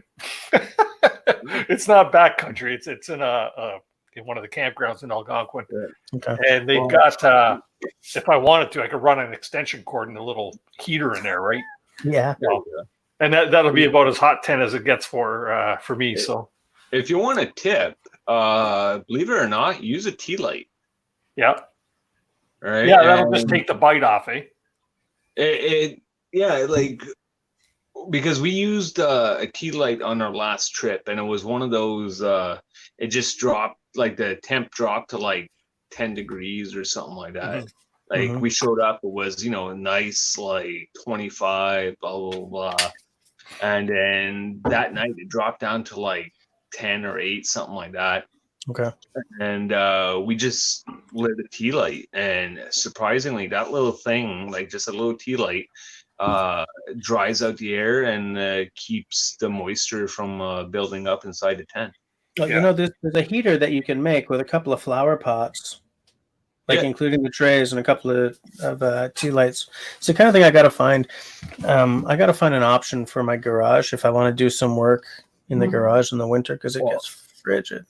That's what I want to do in the shop there. It's just do one of those terracotta pot heaters. Yep. And they're easy to build. You just need 2 flower pots, one that fits over the other, and a bunch of nuts and bolts that go down the center, and a tray. Yeah. For the tea lights, and you're good to go. And you could probably build one for under about $10. Yeah. Really? Eh? Yeah. Yeah. What kind of pots? Like just terracotta ones? Yeah, like flower pots, the red flower pots. Yeah. Don't use the plastic stuff; that's going to melt. So even with the terracotta ones, you have to be careful about a fire danger. So don't put it on anything flammable. Yeah. So, and you might be surprised and be laughing about that, but a buddy of mine turned around and decided to make one of those. Hi. Hello. Mrs. Canoe. Hi there. Hey, so let's go get the backdrop. Yeah. Okay, okay. So we'll move Dennis out of the way and we keep her on. Yeah. Okay, I'm out. We got the hostess with the mostest coming in. But yeah. Like my buddy tried to make one with plastic pots and just like, I'm like, what are you doing? He's like, what? And I'm like, no. You're going to burn the place down, dude. Like, so talk me through this. What's the process? You get 2 of these pots, one on top of the other, like this, right?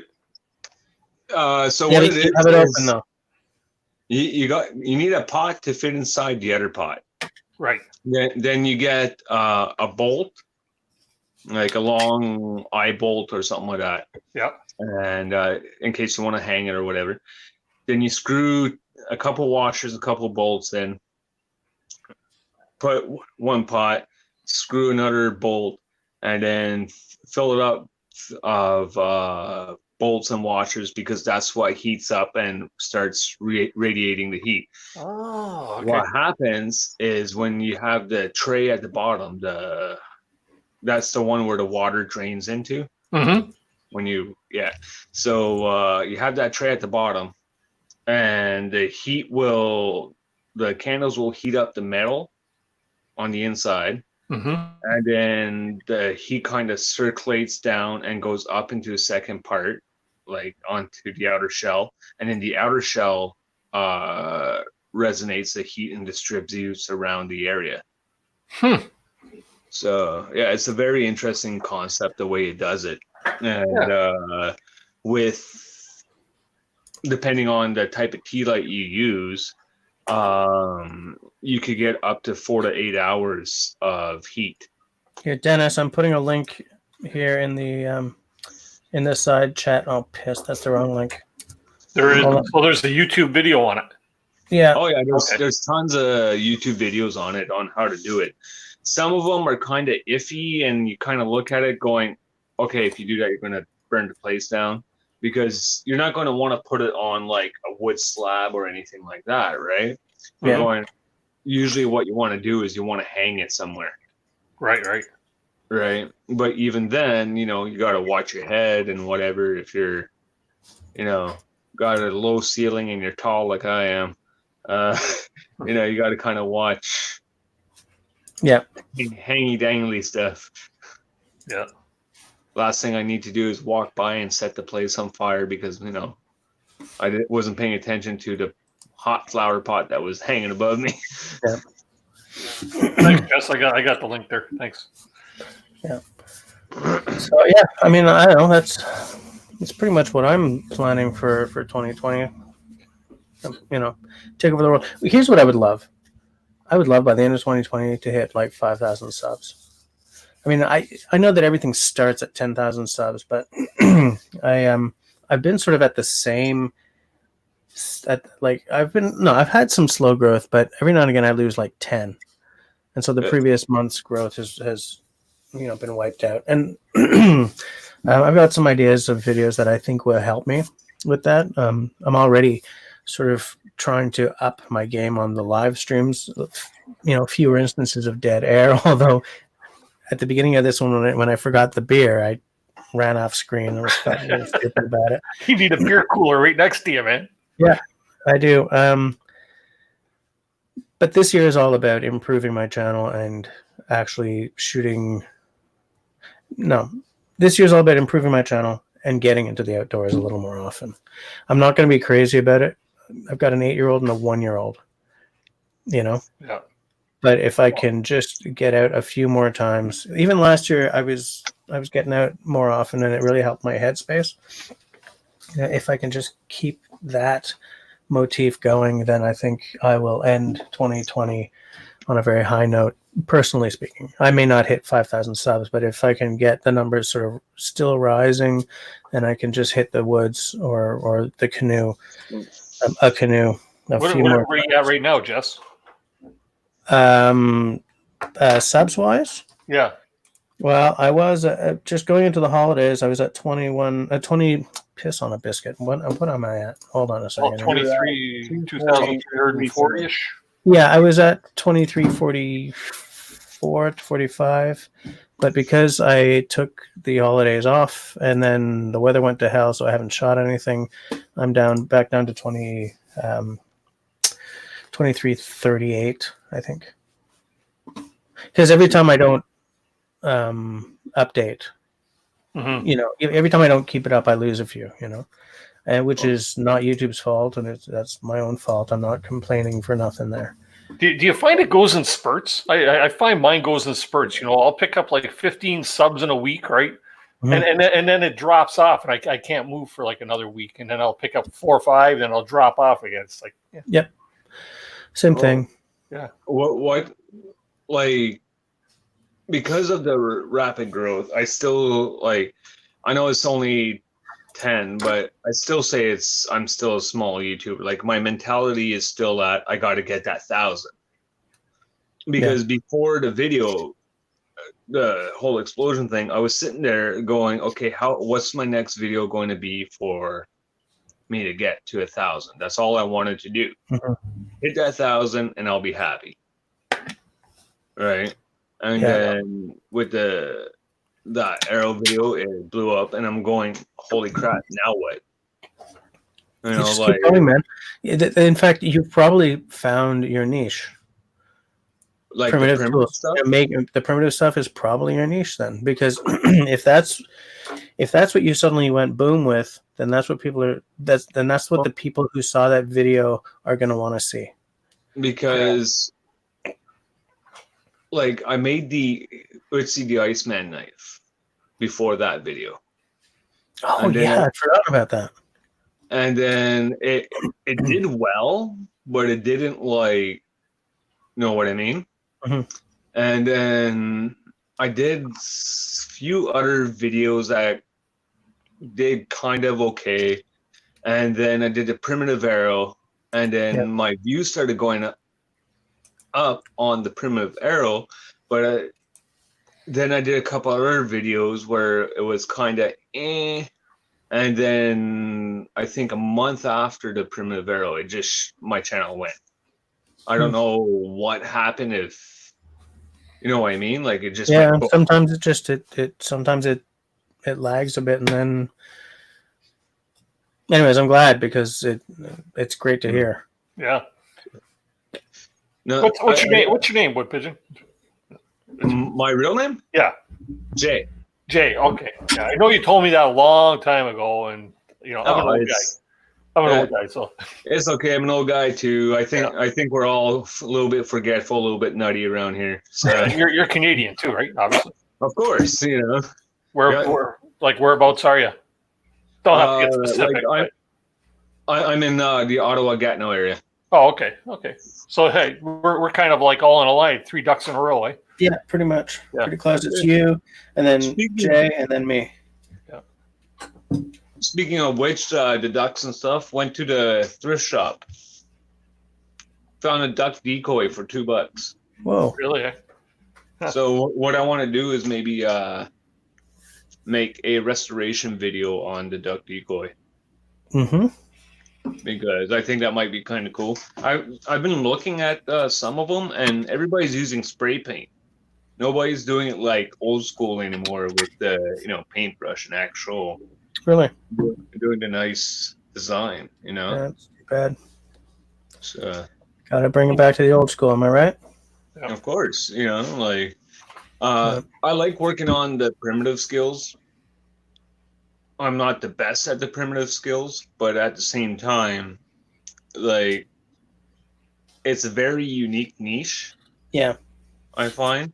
Like, you got these paleo channels like Paleo Tracks, Paleo Man, Paleo 57. But the thing is, I don't want to be known as a, flint napping channel. Yeah. And then there's guys like Jack Crafty who does a lot of flint napping videos, but he makes different points. Get what I mean? Okay. Yeah. Like he'll spend like 1 month on, points from the Cherokee, and how their points, changed over the years, and he'll make each point. But then you got like Primitive Pathways, Billy Berger, who I don't know. I find his channel's gotten too Hollywood ties, I guess you would call it, to commercialized. Okay. He went from, making cool, flint napping videos and primitive hunting and stuff like that. That's where I learned how to flint nap. To like, all right, buy my DVD. I was on, I was on Naked and Afraid, buy my whatever. And good on him, like he's got a lot of followers. I think he's got 200 and some thousand subs. Mm-hmm. But I think he needs to get back to the basics where, same with Sean Woods. There's a lot of YouTubers out there, and I know they like change with times. For example, like Survival Lily. Yeah. When she first started, she was like going out there and building the stuff, and now she's kind of sits in front of the camera in a bathing suit, going buy my knife, and and the bathing suit is exactly why. And I hate talking about this because it sounds like I'm dissing another YouTuber, but the whole bathing suit thing is why whatever, when you cancel your subscription, I unsubscribed. Yeah, that's only because you don't look as good in a bikini as she does. You know what? It's just I found that for a girl who clearly has some skills. I'm just trying to get past that horrible dig, Dennis. You're cutting me deep here, man. I know. I get you, brother. But it felt so. It's okay. You'll get your swimsuit body by the end of the summer. There. I followed that up with. Neither do I. Right? Hey, you've seen me in a diaper diving suit. Yeah, that's true. Speaking of, it felt so cynical. Well, and I felt disrespected as a longtime viewer that she would go that route, so I just forgot about it. Well, that's the thing. She turned around, and where she started to turn around was when she did that. What's my outdoor clothing gear, whatever, right? And then she showed like a one-piece or a two-piece outdoor like pajama, wool light, whatever it is that she was showing. It was all black, and it just basically showed a silhouette of her body. Yeah, and I think she was testing the waters there to see. You know what I mean? Yeah, maybe. And then she did the whole "I'm going to wear a bathing suit" thing. Yeah, and test water, and like, of course, being a bunch of guys, we all kind of went, duh, right? And went to her channel for that. And then she started complaining that guys are pigs and, that they keep making remarks, sexist remarks. Well, then don't show yourself in the bikini. Yeah, don't do it. Don't do because it. Guys are pigs. And, like, sorry to say, like, I know, like, we're supposed to treat women with respect and all that, but a lot of men are pigs and not going to think like that. Yeah. Oh, guys, it's 23:18. I said we were going to go to 23:15. All right, I gotta go. We can keep it in. I gotta go. I gotta be in good shape for work tomorrow. Stuff. Thanks for hanging out with us. Thanks to you guys and to everyone else who's been actually on screen with me tonight. It's been fun. And next week, I think I'm back to Tuesday. Awesome. And well, it's awesome and it's not, because it means that I can't watch all of Dennis's live stream on Tuesday night. Yeah. Wood pigeons being called anyway. Sorry? Are you doing? No. It was just a one-off because tomorrow I've got like a meeting at school, and then Wednesday I'm gigging. So I'm having a hard time. I've been trying to move the night, but a lot of my viewers can't. Head out for a sec. All right. See you next time, Wood Pigeon. Good seeing you, Jay. Until next time. Cheers. Ciao, man. I know Tyler's got a live stream on right now, Dennis. So maybe you should run over and bug him. No, not gonna. I may bug him. Tyler doesn't love me anymore. I missed something there. I just remembered I missed something, which I guess I'm not going to bring up. But yeah. All right, I'll speak to you guys all later. Right. And okay. Yeah. All right.